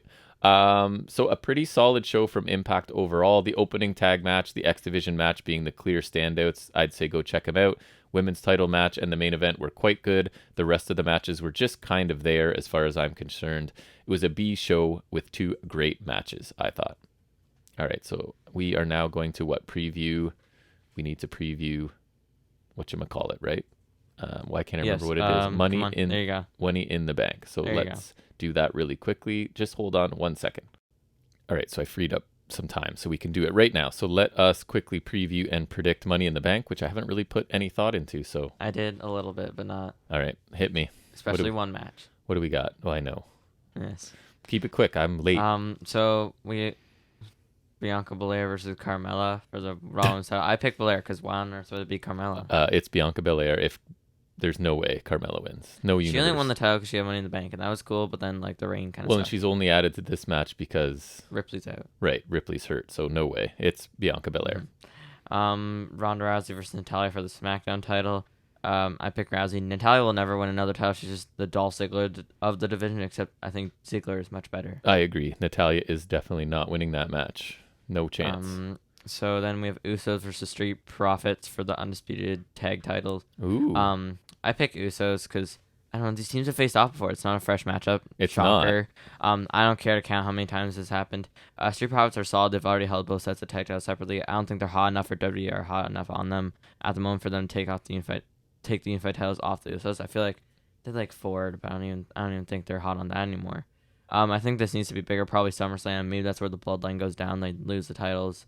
Or maybe they keep him at SummerSlam. I don't know. I know Roman's losing his soon. And I don't know what's happening with Sikoa. I'll take Street Profits just to be different and because at some point, somebody in this bloodline has to lose something, right? I think Roman will soon, but I don't see the Street Profits doing it. Probably not, but I'll take them just for the sake of interest and hoping something changes. Next we have Theory versus Lashley for the U.S. title. I don't want it to be Lashley. I think Theory's doing good. I think he's kind of cool. And I feel like Lashley is above this title. Agree. But obviously they sunk him back down to this level because they don't care anymore. They did their thing with him in the main event. They're done with that, I guess. It seems so. I could see this being a win for him after the coming on last feud. I want it to be Theory, but I just feel like it's Lashley for whatever reason. I'll deviate and take Theory then because I think he's like Vince's guy and he may want to protect him, or though he may want to move him above the... I don't think so. I think that U.S. title. It'll be Lashley. Unfortunately, I want it to be Theory though. I'll take Theory to win. Just cause. Women's Money in the Bank, which is Lacey Evans, Alexa Bliss, Becky Lynch, Raquel, Shotzi, Liv Morgan, Asuka. So Money in the Bank is always one of two things. It's either a way to get a title back on someone they want to be at the top, or they have a plan for take example Bailey in 2019, they used that to get her the title back, right? Or it makes a new star which they don't seem to be willing to do. Big E, right? Something like that. Yes. Even though that didn't turn nonetheless, the plan was there. I think it'll be the latter here. I just have a feeling it's gonna be Raquel. They pushed her pretty solid to the gate because they gave her a good showing in an open challenge against Ronda. I also assume she's the kind of star that they would like. I can't say Vince right now, can I? Because no, he's not. But I think he's the kind of person they would like, kind of like a China-esque. I could see them strapping the Rocketeer. Also, Rousey's title run on SmackDown doesn't seem to be going too good, although she could probably cash in on either title, whichever they want, to take off of the person. Yeah, you made a convincing case. I want to take Gonzalez, but I don't want to just... Rodriguez? Yeah, sorry. So I'll take Becky Lynch and say that they don't know how to build a new star, and they get panicked. Also valid. And they think that the only person there who can draw anything is Becky Lynch, and they'll just go right back to that. That's fair. Yep. Speaking of and that she'll challenge Rousey. Right. Yeah. Ooh, that's true. I think is where that'll go.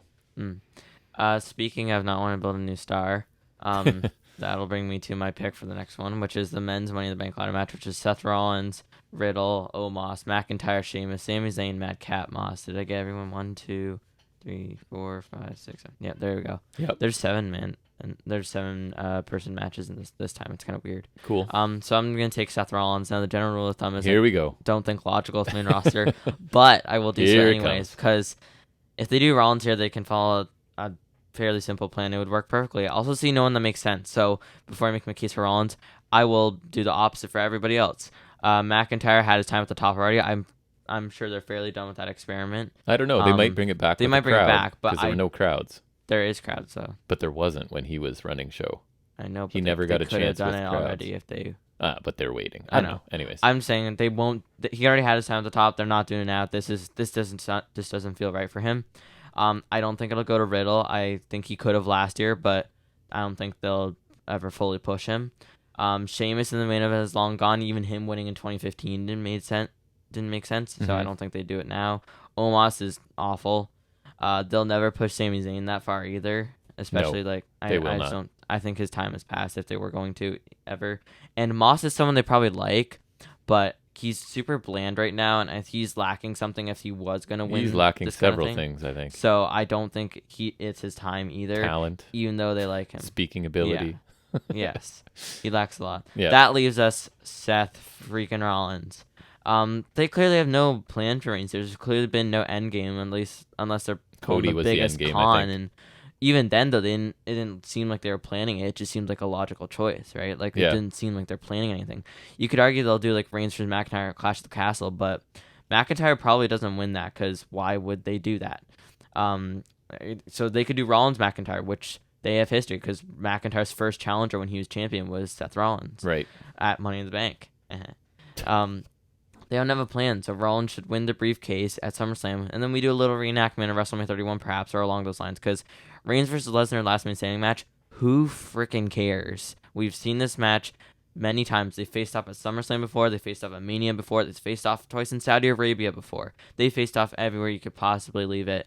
And then it'll be something interesting at that match. Reigns can take a break, because he's already taken a break, so why not just take the titles off of him? I think they need to now. Leave it to Rollins now. Rollins can get a solid, substantial title run with the unified titles. He can hold until Mania while Cody returns, wins the Rumble. Cody will get the title like he should have if he wasn't hurt. It's so easy to do. It's picking logically is always a tricky thing with main roster, but dangerous. I don't see anyone else besides Rollins. I don't even know what the second best option is. Well, let me tell you. I know who's winning. It's Matt Riddle. Matt Riddle? Yep, I'm taking Riddle. Really? Why is that? Because they have some stupid long-range plan with him and Randy Orton, because all he does is talk about how much he loves Randy Orton in every single promo. So they're going to build him to win some title and maybe build a new star, and then Orton's going to come back and they're going to feud, and Orton will just win because they'll be like, we tried this kid. It didn't really work out. Put it back on one of the horses. Right? You make us all a case. I know. But I like my idea too much to stray. I know you do, but I'll take Riddle. I think that maybe it's time. I think I picked him last year. They try to make a new star, and it feels like there's definitely something planned there with long range with Orton, and maybe that could still be the case, but Riddle doesn't need to win here, right? So I might be totally wrong on him winning, but right on the Orton and him storyline that doesn't involve a title. Right, the Orton storyline. But... So anyways, I'll take Riddle just to be different. All right, that is it. That is it. All right, do you have figuring it out this week? I think you said yes, right? All right, so we will transition into our final segment, which is Jack updating us on wrestling action figures in Figuring It Out with Jack. So there's some new images of Elite 95, and this one's an interesting case for... All right. I was telling you about it, the Jimmy. Oh, yeah, you showed me. Yeah. Are you mad? It's so stupid. So first there's the Eddie Guerrero with the weird face scan. Like I think I showed you. It looks kind of weird. He looks like unhappy with his own face scan. That's nice. It's such a bad scan. I think the green tights are cool. Like I think the gear is cool, but the face is awful. Comes with like the old SmackDown tag title from like 2002. Yep. Lost Guerrero's gear. Then there's a black and gold variant, the Chase variant. So that's cool. Same crappy head scan. Then there's Bobby Lashley in the black tights with the white logos. It's just like a repaint of his figure from late '89, so it's all right. Just nothing super adventurous. Then you have John Cena from when he returned last year. His head scan's like it's kind of off. I just like something about the face. I don't like it. Right. And so it's cool. The tire's good, but the face scan is not great. Then we have Shotzi. She's solid, but I don't really care about Your that. favorite. Yeah. She's all right. I think it looks good, but I don't think it's like amazing like some people think. I should have picked her to win Money in the Bank just to spite you. Then we have Big E, Large Earl in his attire from when he cashed in Money in the Bank, I think, and he's pretty plain. Like he's just got that, and then the WWE title. Like not much to this one. And then you have air quotes Jimmy Uso. Here's with the unleash your rage. So first off, I'm pretty sure they just reused the Jey Uso head scan from They're not even identical twins, people. Elite 90, but then they just changed the hair. So first off, they colored half the hair red like Jimmy used to have. Right. But then, and they made it longer, so they basically ruined what could have been a good Jey sculpt and then put long hair on it to try to make it Jimmy. And then on the box, they photoshopped that hair onto Jimmy, so then to make the picture look accurate-ish. And then, so the only thing accurate is that it is Jimmy's tattoos, but then the face is clearly Jey. The hair looks not right from the back. And then the picture on the back of the box is literally Jey Uso. Amazing. Like, phenomenal work by Mattel here. Details. It is just it's so interesting. Like, I don't know how you screw up this bad, but they did. They did. They found a way. So that is just I don't even know what that is. Like, if it was a Jimmy, I would totally get it, but I don't even know what that is anymore. Nice. Then we have Top Talents 2023 Basics Wave 2. So it's Wave 2 of a 2023 wave in 2022.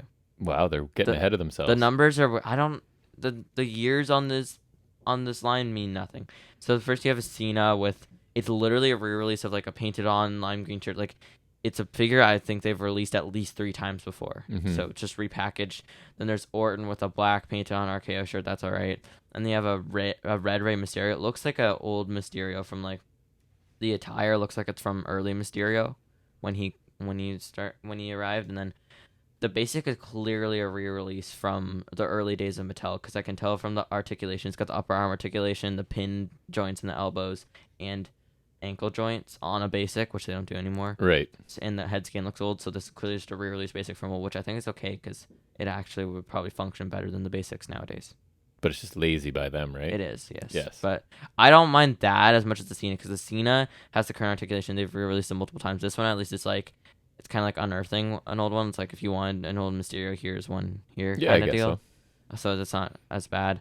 And you have the Cameron Grimes ringside exclusively. They showed more images for that. The packaging cool. It's the exclusive packaging. It's actually like similar shape to the Walter one. Mm-hmm. It's just like different, obviously, for Cameron Grimes. It's got like the flaps that close, kind of like the Bray Wyatt Funhouse one that I got. Nice. He's got money stacks, $1 million title, hat, vest. It's like It's like Grimes when he was rich, but before he got like fancy and whatnot. Right. Like, when he was still kind of hillbilly, but he was rich. So it's that Grimes. Yep. And then there's the lineup for Elite 96, so no images, but like, you know who's in it.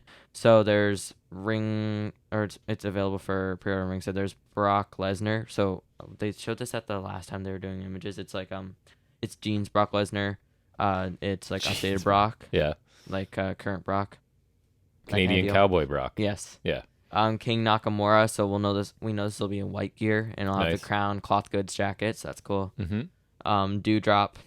First time on the line. Nice. So that's all right. Good for her. Kofi Kingston, I think he'll be in his Skeletor gear. Then Ilya Dragunov, first time on the line. Nice. Coolio. And Wherever he's gone. Do you remember who I said was in the last one? No. Who? Hulk Hogan. Oh, right. Our Mhm. favorite. Everyone's favorite racist. He's supposed to be in some obscure attire, so that'll be interesting, I guess. And the chase variant is Dewdrop, which I wish was Nakamura or Dragunov, but Good for Dewdrop, though. yeah. And then there's also the TNT toy belt on ringside, TNT title. It's the black strap one. Nice. Yeah. That's it? And also there's new images for the JR figure that's coming out, ringside exclusive. Does it come with barbecue sauce? Yeah, that's it. Nice. Well, this is a beefy episode. We're approaching 3 hours. I guess that's what happens when we don't talk about the pay-per-view. So maybe we should knock out Money in the Bank before next Saturday. Yeah? We got lots of time. So we'll try and get Yeah, I guess we can. a bonus episode where we'll talk about Money in the Bank. If not, we'll be back here Saturday for episode 103, and we'll include all of that good stuff there. Appreciate you taking any time out of your week to listen to us talk about wrestling. We'll be back here next Saturday for episode 103. We hope to see you plus anyone else there. And until then, take care.